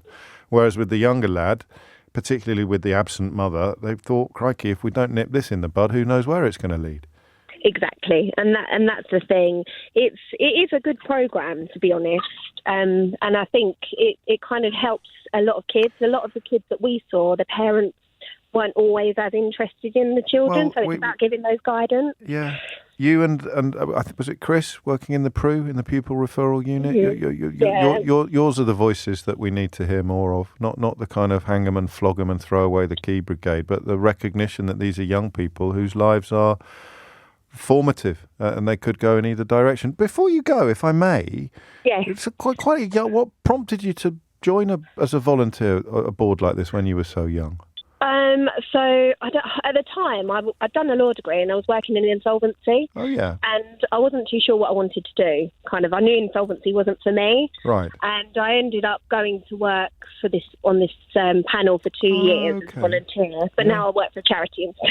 So it's completely like a hospice, so completely different. No, but you just, I get it. You wanted to feel a bit closer to the criminal justice system than you did in the insolvency side of things. Oh, lovely story. Thank you, Lydia. It's coming up to 12 noon. You are listening to James O'Brien on LBC. Rachel Reeves, the Chancellor of the Exchequer, set to deliver her first conference speech since Labour took power in Liverpool shortly. We're not currently minded to take the whole thing. I can't remember what the precedents are. I don't think we've ever taken a Chancellor's speech at Labour conference or Tory conference before. But we will hopefully have an opportunity with Natasha Clark, who is in Liverpool, to pick over the key points of Rachel Reeves' imminent speech with some clips. But as things stand, the plan is not to take it in full, to broadcast it in its entirety. Not least because I'm drawn very much to a story about the shortage of tradesmen in this country. You will never guess how big the problem is. It's 4 minutes after 12. You're listening to James O'Brien on LBC. I'm thinking of that call there. It was Andrew, wasn't it, in Crawley?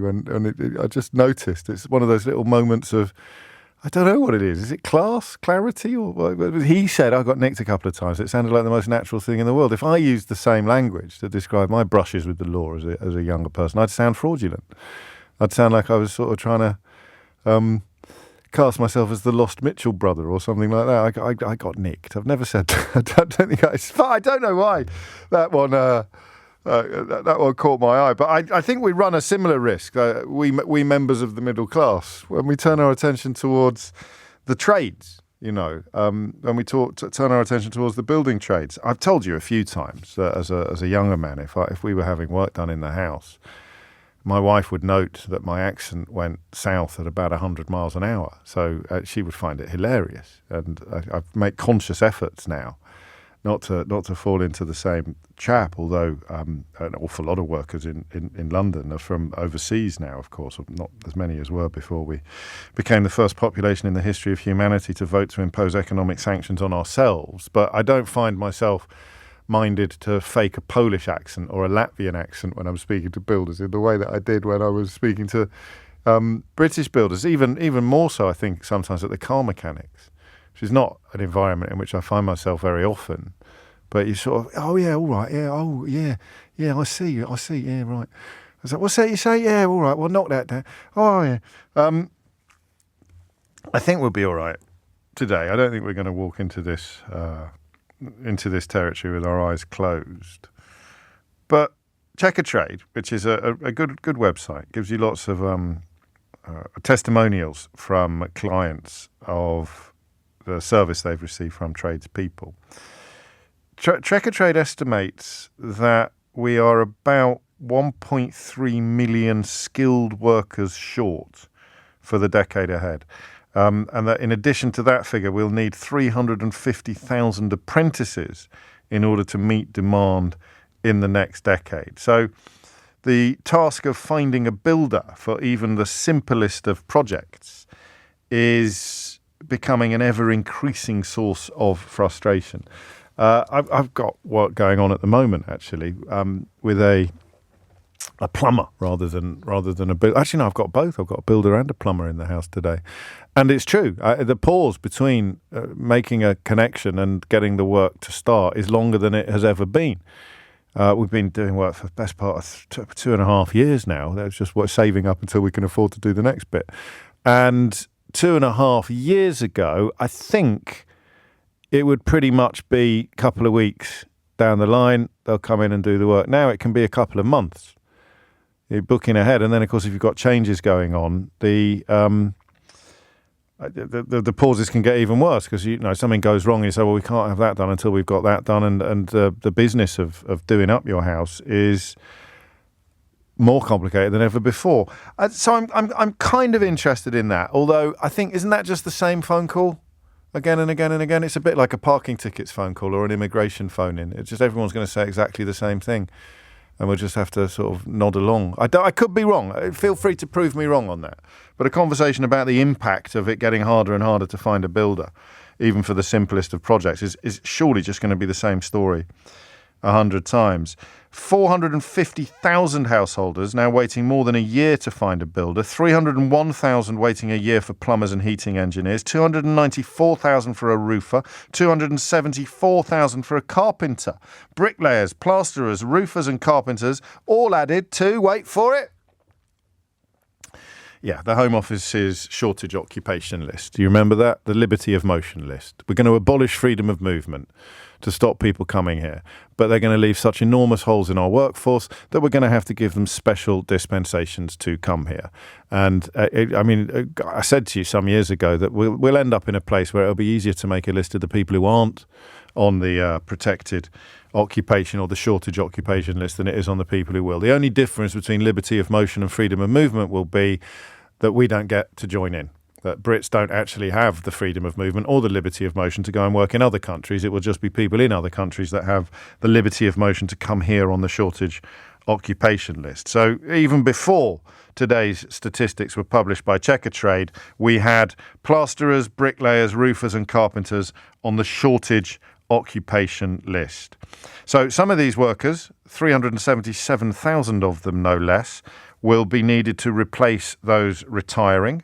Another 734,000 would be the figure needed to meet current demand in the home improvement, repair and construction sectors. So the people who are now waiting up to a year for work would have their work done sooner if we had 734,000 more bricklayers, plasterers, roofers and carpenters.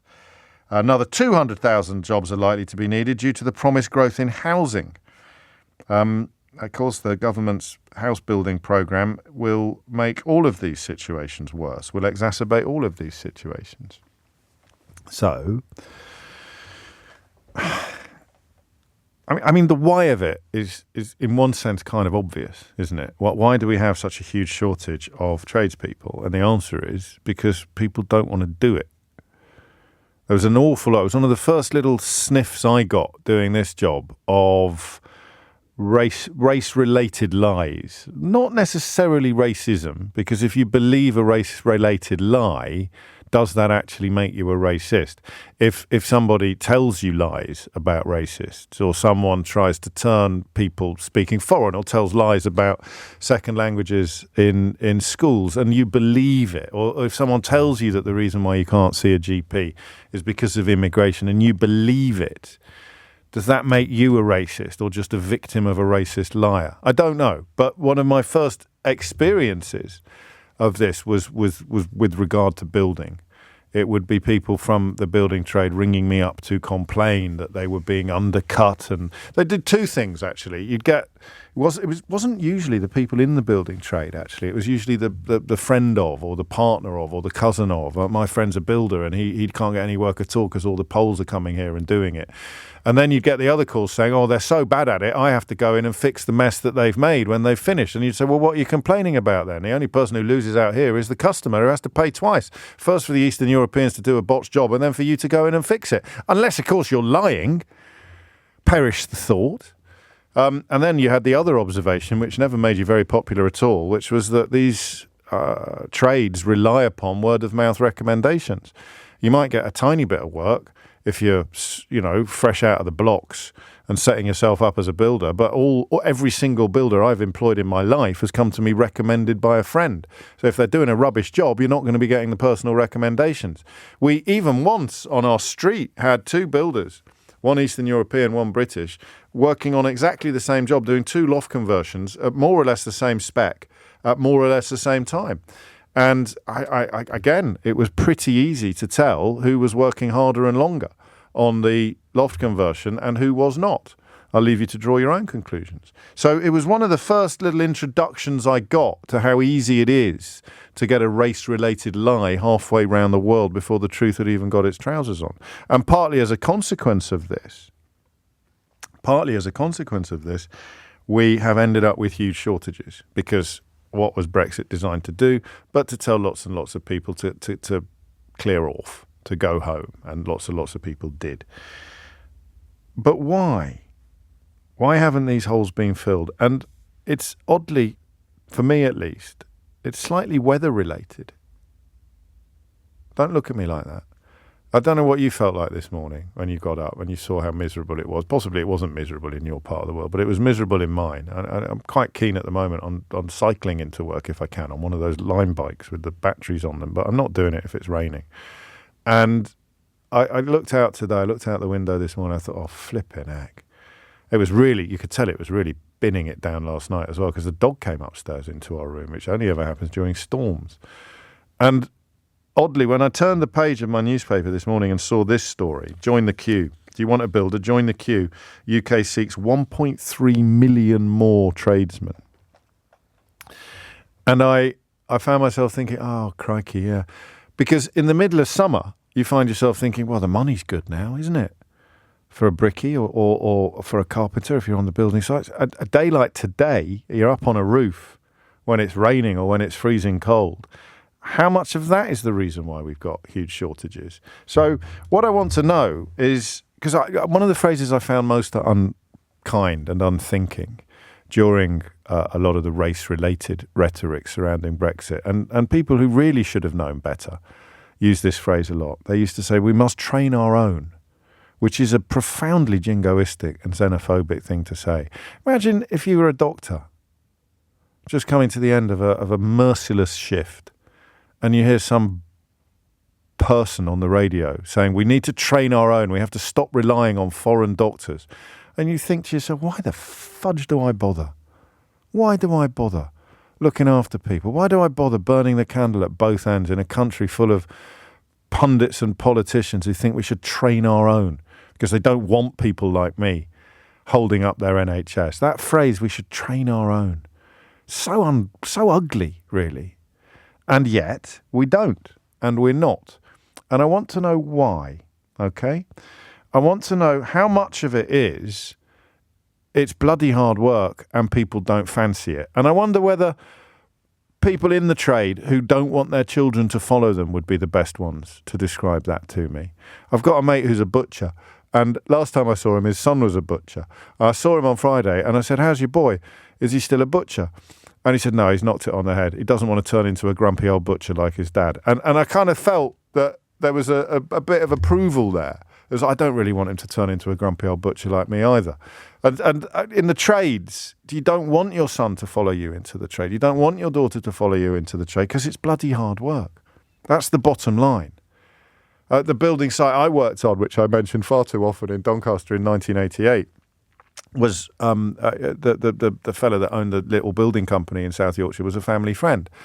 He didn't want his son to follow him into the building trade, even though he had a cracking little business going there, really good going concern, but he didn't want his son to do it because it's well, there are connotations attached, aren't there? There are connotations attached, socio-ed class, snobbishness. Hyacinth Bouquet wouldn't have wanted any of her family to be tradespeople, even if they earned twice as much as they would have done in a white-collar job.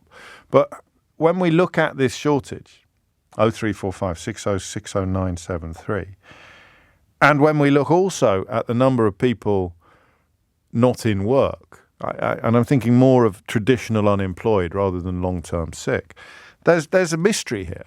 Why aren't more people going into the building trades, and how much of it is down to the simple fact that it's blooming hard work. And we don't like blooming hard work. We don't want to have a bad back in our 40s or our 50s. We don't want to be suffering from arthritis or various other conditions. We don't want to run the risk of falling off a ladder. So that's what I mean.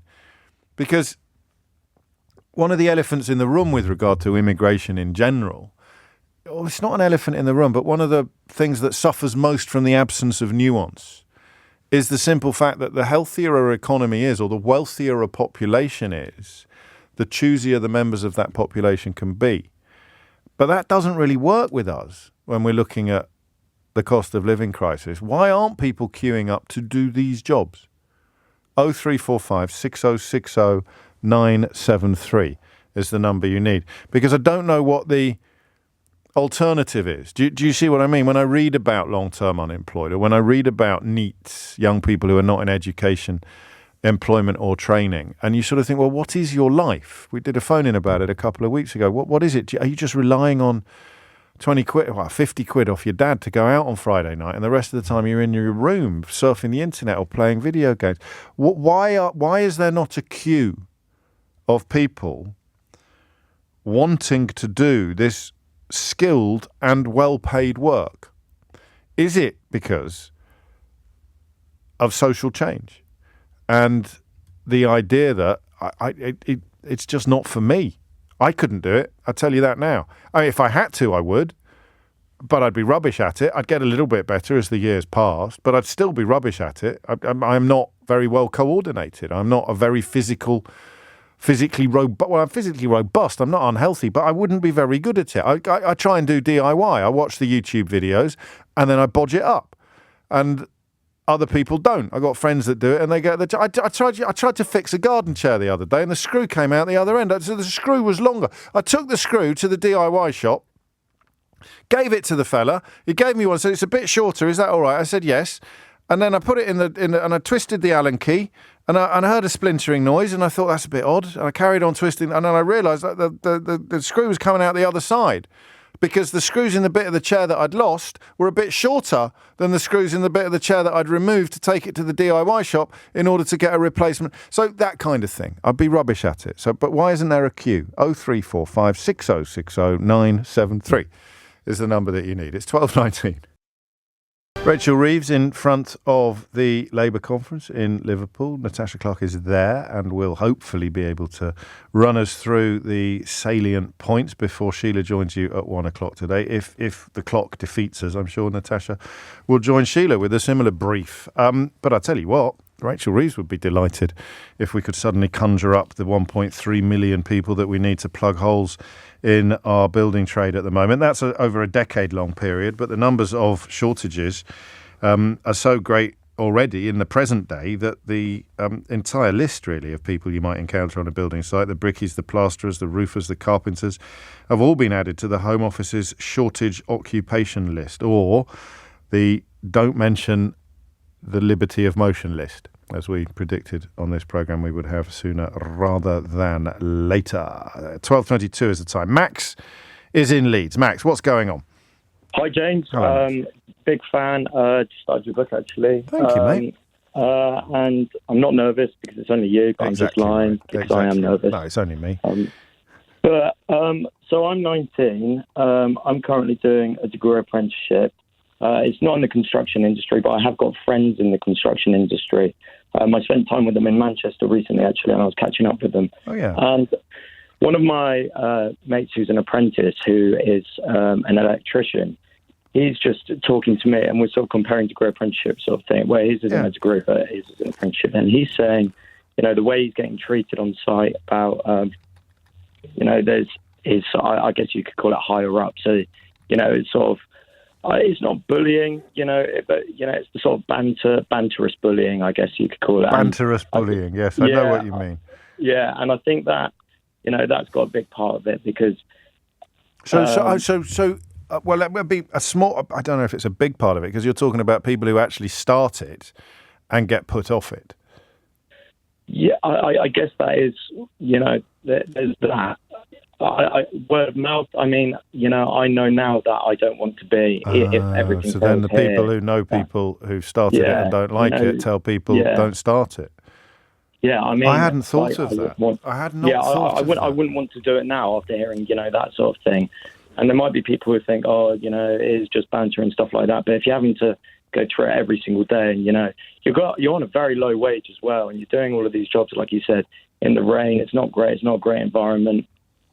I get that. That makes perfect sense to me, and I think that the health consequences of that and some of the other issues involved would prompt a parent to probably want something different for their own child. I want you to work indoors, son, for example, exactly. and with a bit of central heating, ideally, and a roof over your head. That would be nice, wouldn't it? Yeah, I think not only that, I think also another thing is that the alternative options are much easier. I mean, there's so many degree apprenticeship options now. I'm doing one in accountancy. I went to university, didn't like it. Okay.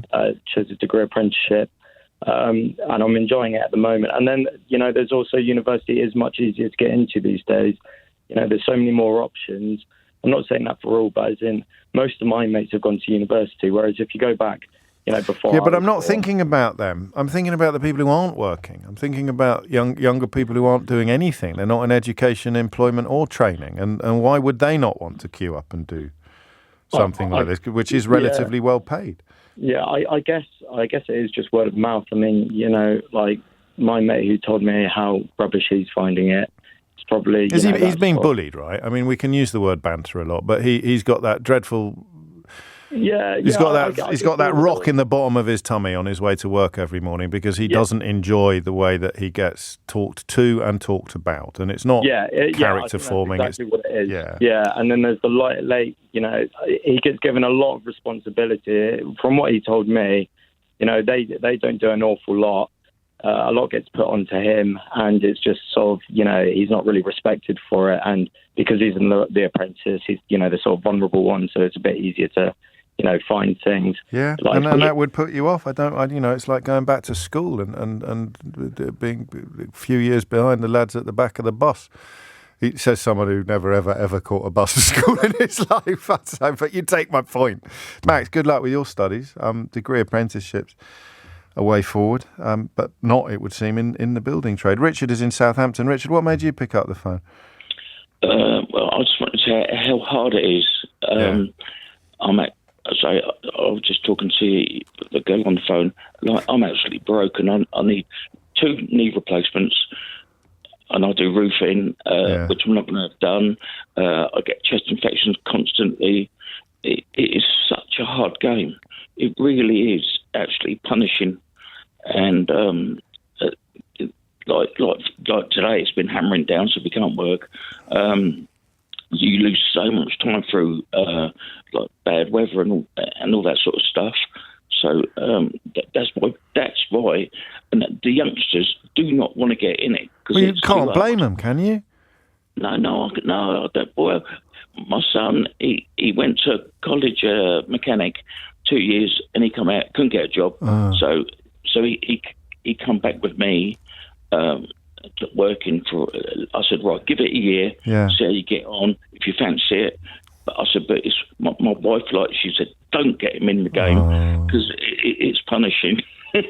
Yeah, really, physically, physically, it's a trial. Honestly, you wouldn't understand. I've been climbing ladders for 40 years. Yeah, right, and it really it just finishes you.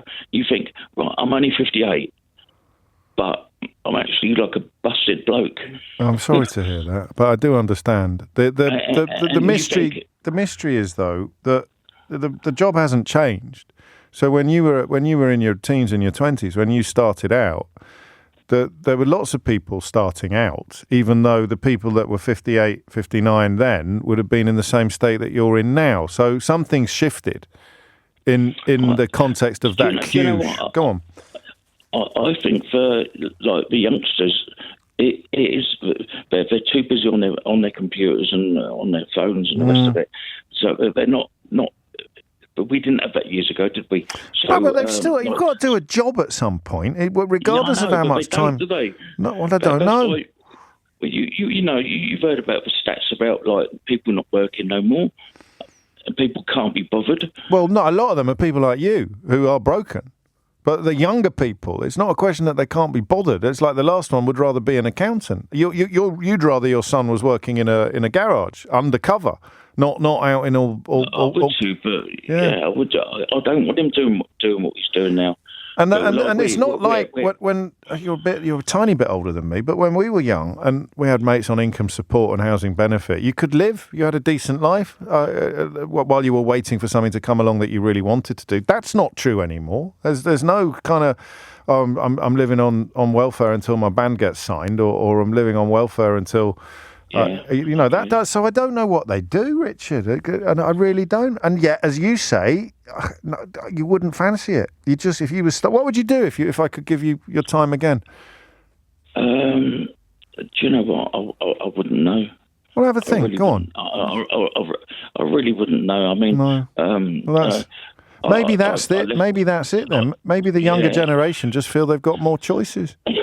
I left school when I was 14. Gosh. And because I just didn't want to do it anymore. And when I started working with my dad, he was in the same sort of stuff. Yeah. And he's broken as well. Oh, he's still alive, by the way. Yeah, well, that's a relief. And what do you think is going to happen to your boy? Do you think he's going to stick at it? Well, you can earn good money at it. I know you can. But it's like punishing. That's what it does. It's all right. Earning a good few quid. I mean, I've got a decent house where I live. I've got everything I ever want. Yeah. But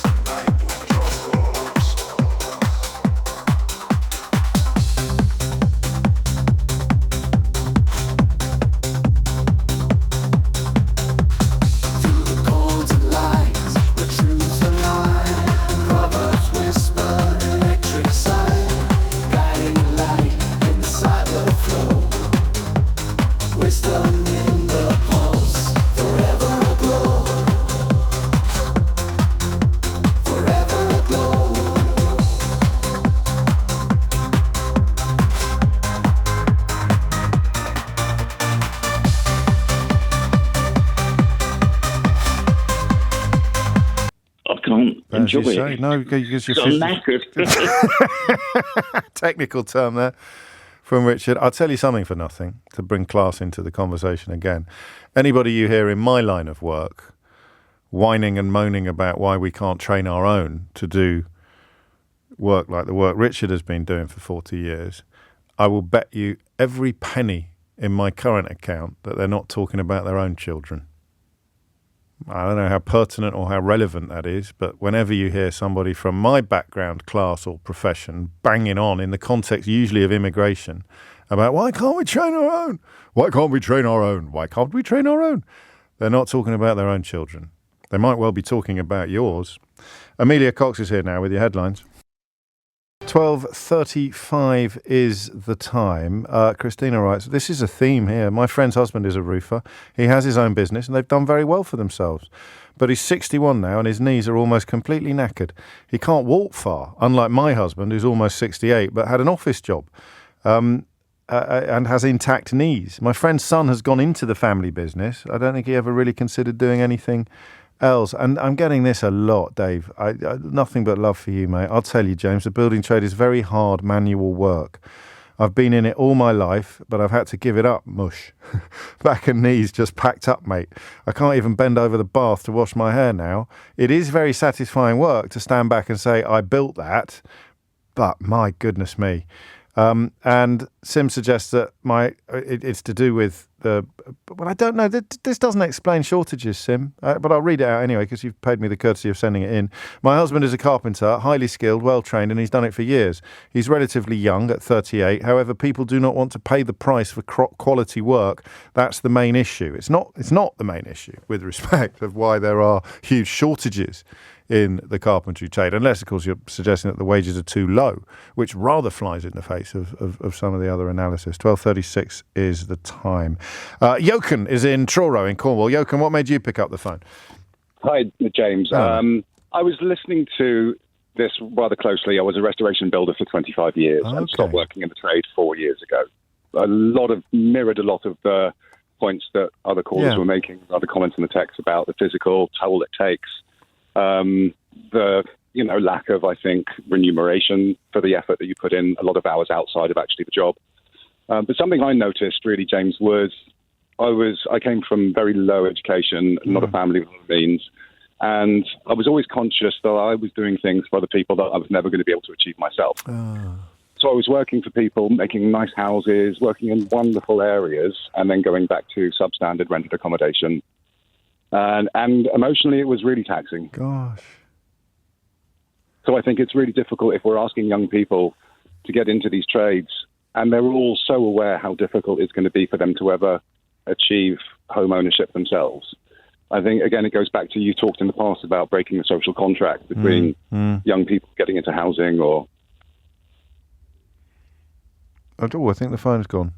No, I'm. Oh no, you're still there. Sorry. I've got a problem here because I keep coming back to the same question, and it obviously isn't the right question to be asking, Jochen. Because I'm thinking, I've got in my mind a mythical army of young people who aren't doing anything, and who are choosing to do nothing, as opposed to doing some of the things that are less than perfect. But I'm looking at the cost of living crisis. I'm looking at GDP per capita, and I'm thinking, well, no one. And I'm looking at what you can reasonably expect to get on the welfare state these days, and I think, well, no one can be comfortable while doing nothing. So, who are the young people that I'm thinking of? Where are the young people that I'm thinking of? Well, I haven't met any of them, and I'm not sure they exist in any significant number, James. And yet the statistics keep telling us that they do exist. Right. I mean, I can only tap on my own personal experiences. Of course. We're actually fixing up an old cottage at the moment, which is, it was a hoarder's cottage for 55 years and has no kitchen or bathroom. Right. And for about 6 weeks now, I've had a few different labourers come, local, chaps in the community. And they've done a couple of days, and they've essentially said, you know what, it's really hard work. I'm going to keep doing my shift at the pub, or I'm going to do something else. And so they're not working; they're just doing less taxing work, even possibly for less money. But the calculation they've made is that this is a mugs game. Exactly. But the enthusiasm before they started with the idea of coming and working alongside someone who was formerly a tradesman, picking up skills.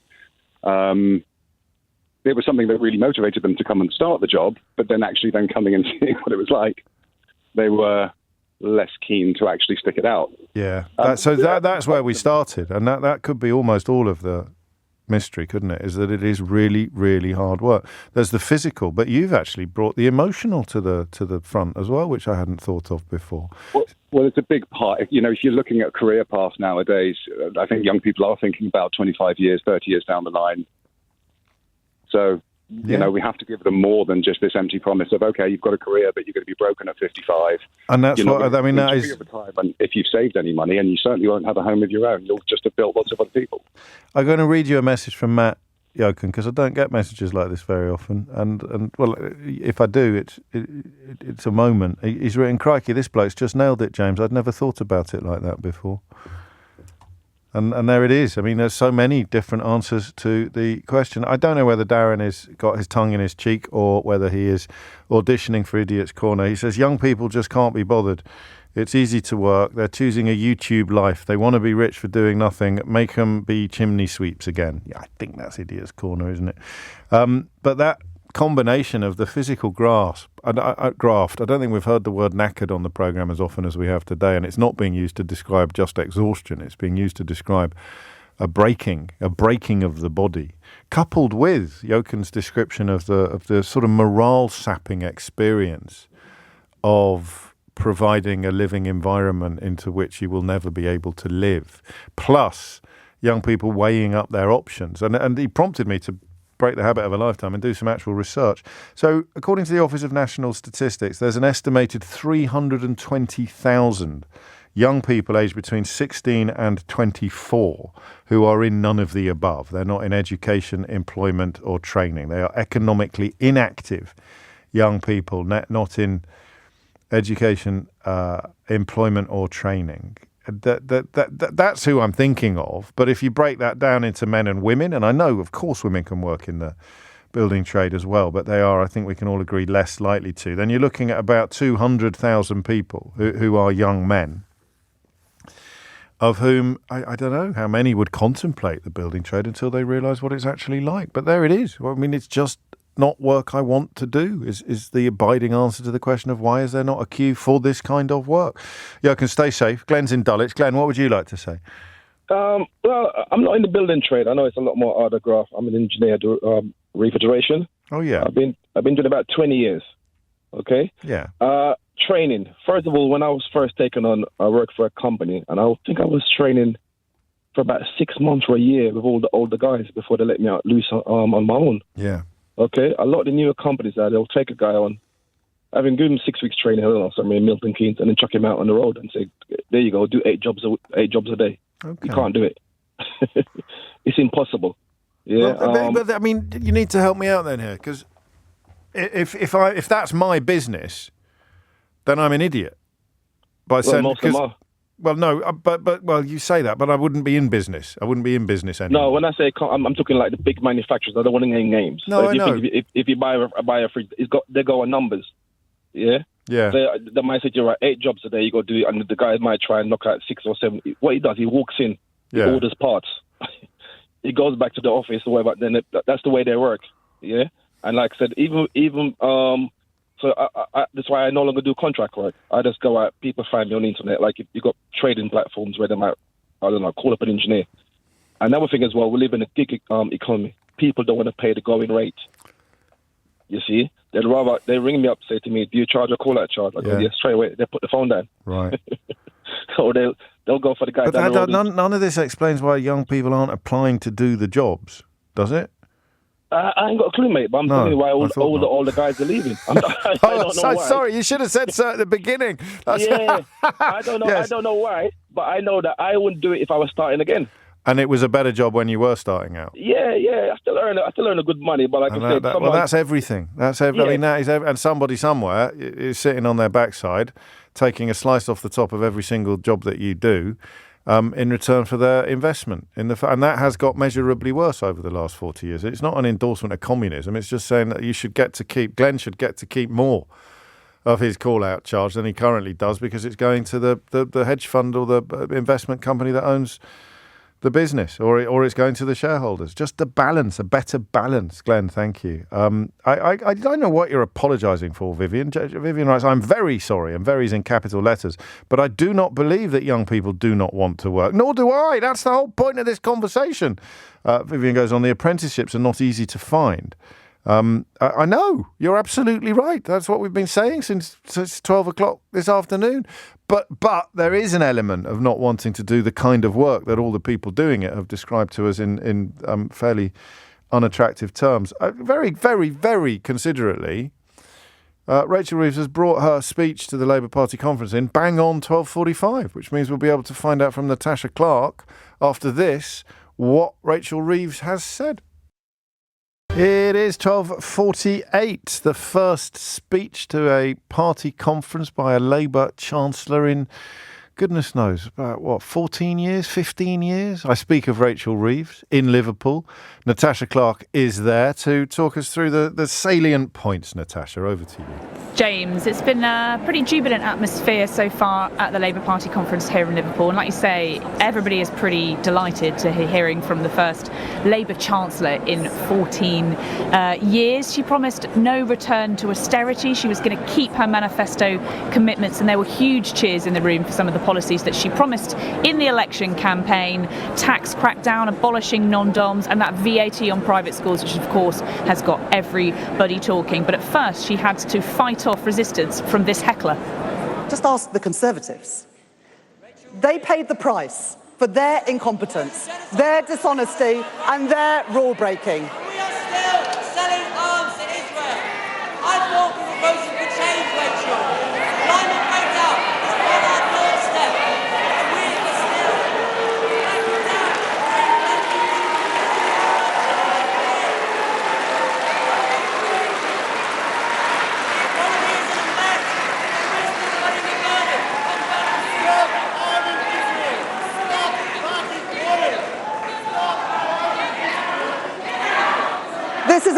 change Labour Party, a Labour Party that represents working people, not a party of protest. It seems to happen every year at conferences. More and more hecklers manage somehow to get into the room, and I was told by somebody yesterday that security is so much tighter here in Liverpool, but yet still an Israel-Gaza protester on arms managed to get through. Nowhere near Rachel Reeves. However, obviously we'll remember last year when Keir Starmer got attacked by that glitter protester, so luckily no such breaches of security in that respect. But the row that's of course dominating here in Liverpool is of course over winter fuel. The unions are so angry about it. Labour MPs privately and even Labour Party officials very upset about this decision to cut winter fuel. Today Rachel Reeves doubled down on it, insisting she had absolutely no choice thanks to the mess the Tories left us in. I know that not everyone in this hall or in the country will agree with every decision that I make. But I will not duck those decisions. Not for political expediency, not for personal advantage.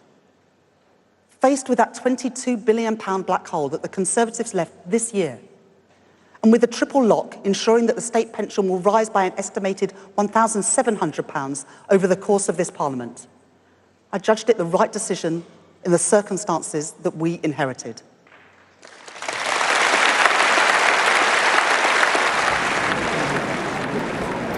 And of course, James, she had the really unenviable job of trying to brighten up what is, of course, a doom and gloom message ahead of the budget. We know it's going to be painful. Keir Starmer keeps on telling us that. But Rachel Reeves looked like she had the cat that got the cream, really. She was grinning from ear to ear as she was delivering some of her speech earlier today. She'd clearly been told, put on a bit of a positive spin on this because we need to hear some hope, some optimism to inject that back into our politics. And that's very much the message of, I think, what Rachel Reeves was trying to say today, and it is a really hard message for her to put across. How can it be so doom and gloom? You're going to have to inflict these huge cuts on us. You have to cut winter fuel payments for pensioners at the same time as offering that message of change, of hope. Something really difficult for her, but she promised that unlike the Conservatives, she was going to get back trust in politics. We were elected because for the first time in almost 2 decades, people looked at us, looked at me, and decided that Labour could be trusted with their money. That is more than a political choice or a single line in any manifesto. It is about our values. Because we saw what happened 2 years ago when governments play fast and loose with the public finances. When the prices of food and housing and energy soar, it is working people with mortgages, rents and bills to pay who suffer the consequences. Well, I will not take that risk. I will repay the trust that people put in us. So Rachel Reeves' first speech seems to have gone down pretty well in the hall. She got multiple rounds of applause, some very excited people. Her event ticketed, queues around the block as you'd expect. Not everybody can get in that room to hear from the new Chancellor. But of course, lots of rows dominating this conference. I know you've had a lot to say about the donation story on your show over the past few days, but people are still talking about it here, James. And Rachel Reeves obviously going to get asked about it a lot in the next few days and about whether it will overshadow her message. I think still yet to be seen, but lots of people, lots to say. A very interesting conference so far. So we don't learn, and this is normal. It's a month and a week until the budget on the 30th of October. Not really much there to point towards what we might expect substantively or surprise-wise in that budget. So she promised no return to austerity. That's something that she's been saying all along. She said she was going to keep her manifesto commitments not to raise income tax, VAT, national insurance. Those are not going to go up. However, everything is still on the table. She promised she was going to look at investment. She said that was going to be the key to unlocking growth. So I think we'll be hearing a little bit more from the Chancellor in the next few days, potentially in the next few weeks, in the run-up to that budget, about what that investment will be. There are people in the Department for the Ministry of Justice hope that's going to be more investment for prisons. There are people in the Department for Health hope it's going to be more investment for hospitals. But yes, at the moment, Rachel Reeves very much pitch rolling ahead of her very first budget. And like I say, trying to get that very delicate tightrope back from offering a bit of a hope and optimism and saying that we can fix some of these really deep-rooted issues that obviously are affecting us up and down our country. But at the same time, she has been left, what she says, a dire inheritance. So yes, not many clues about what's going to be in the budget, but we are expecting to hear more from her in the next few days and weeks. And did you mention the breakfast clubs in primary schools? I think she did mention the breakfast clubs and primary schools in her speech. She also mentioned VAT. She mentioned the tax crackdown, the nom-doms. Essentially, this is a bit of a more flesh on the bones of all the kind of things that we saw in the election campaign. There's not a lot of new real detail from it. It's all about sort of this messaging, I think, that the Labour Party are trying to position themselves. They're obviously the party of government. They're trying to get their comms message right, and some people arguably saying that they're not getting it right at the moment. But yeah, I think, overall, I think that Rachel Reeves' team will be quite pleased with their round of media interviews that they've had today, and they're hoping, obviously, that this speech, her first to the Labour Party conference, will help slightly move the conversation away from this donors' row and onto the substantive issue of economics. Finally, Natasha, just run us through the calendar for the rest of conference, will you? What are the next big moments? So, really, to be honest with you, James, the next big moment is going to be tomorrow with Keir Starmer's speech. It's tomorrow afternoon, 2:00. It will be, obviously, like I say, his first speech to the Labour Party conference in government. And I'm told that his speech is already looking quite long, around an hour, some people are saying already. So I hope you're ready and buckled in. However, he has not been working on it all the time. He was holed up, I'm told, in his suite watching the Arsenal game yesterday. So still a little bit of time for football. Natasha Clark live from Liverpool, where, as you heard, the Labour Party conference, first conference in government for goodness knows how long, best part of a decade and a half, is underway. It's a pet subject of mine, that primary school breakfast clubs. And I think she did announce a pilot to launch in April. There's quite a good article about it on the Schools Week that I will retweet shortly. It was a manifesto pledge, of course, and now we learn that the pilot will launch in April. Of all the times we've talked about problems in schools, problems that young people face, problems like delinquent parenting, actually, which we talked about in the last hour. The prospect of children arriving at school hungry has always seemed to me to be one of the first things you'd have to fix if you're serious about fixing anything and or everything else. And there it is. It is 12:56. You are listening to James O'Brien on LBC. Shall we squeeze back to the conversation about young people and the building trade and the enormous levels of shortages, which don't make much sense until you take into account the possibility that it's back-breaking work, and young people, if they've got any choice in the matter at all, don't generally want to do it. Helen is in Manchester. Helen, what made you pick up the phone? Hi, James. I worked for several years in apprenticeship recruitment. Oh, yes. So my job was literally to go around companies and try and get people, not just young people, anybody who really wanted to, who was eligible for the funding, to get on courses and get qualified. A lot of the time in jobs that they were already doing. Oh, so yeah. a lot of the time it was just backing up the skills that they, a lot of the time, already had and getting the qualification to go with it. Right. I didn't work specifically in the building trade. I did a lot more in hospitality. It's all the same structure. Yes. And the number one reason why I would have people say no thanks, I don't want the free qualification, I don't want the qualification that the government's going to pay for, was something called functional skills. Go on. Which are the requirement within an apprenticeship to do maths and English if you don't already have a certain level at GCSE. And I would see it time and time again, particularly with young people maybe starting out, in a kitchen or starting out in customer service. And their employers, they're really trying to get them on board with doing the qualification as well. And if you went through school and you were terrible at maths and terrible at English, but maybe you were really good at practical subjects, you were excellent at home economics, you were amazing at, kind of woodwork, metalwork, the technical subjects, then you are going to be drawn to doing a very practical job, I think. And if I haven't good at home economics and you want to be a chef, you then shouldn't want matter to go into really. an apprenticeship Maths as a is chef. a big part of home economics. But so if I haven't got these qualifications, then I can't get onto the official apprenticeship. You can get onto the apprenticeship, but you have to do what are called functional skills, which are kind of GCSE equivalent. Yeah, okay. So I've got to go back to school, as it were. Yeah, for a lot of people, that's just so off-putting to them. Maths in particular seem to be the one that put a lot of people off. Yeah, I mean, it's a brilliant point, and it's obviously one from personal experience, but I'd kind of want the fella building my house or cooking my dinner to be quite good at maths. I'm not saying that functional skills aren't important. How many bricks are we going to stick in that wall? I'm not saying that I don't think that they shouldn't be included within an apprenticeship. No, you're explaining. What I do think is, particularly for maybe level 2 apprenticeship, which are, the lower down level, I don't think they should be included at that point. I think if somebody's got that drive to get onto a qualification... I think you're right. I think you're almost certainly right. You've introduced me to this problem. You should give them that first year off from maths and English. I hear you. I've got to have to stop you there because Sheila's here. Thank you, Helen. If you missed any of today's show, you can listen back on Catch Up on Global Player, where you can also pause and rewind live radio, as well as listen to a range of podcasts. Download it now for free from your app store or head to globalplayer.com. Tom Swarbrick will be with you at 4, but now on LBC, it's Sheila Fogarty.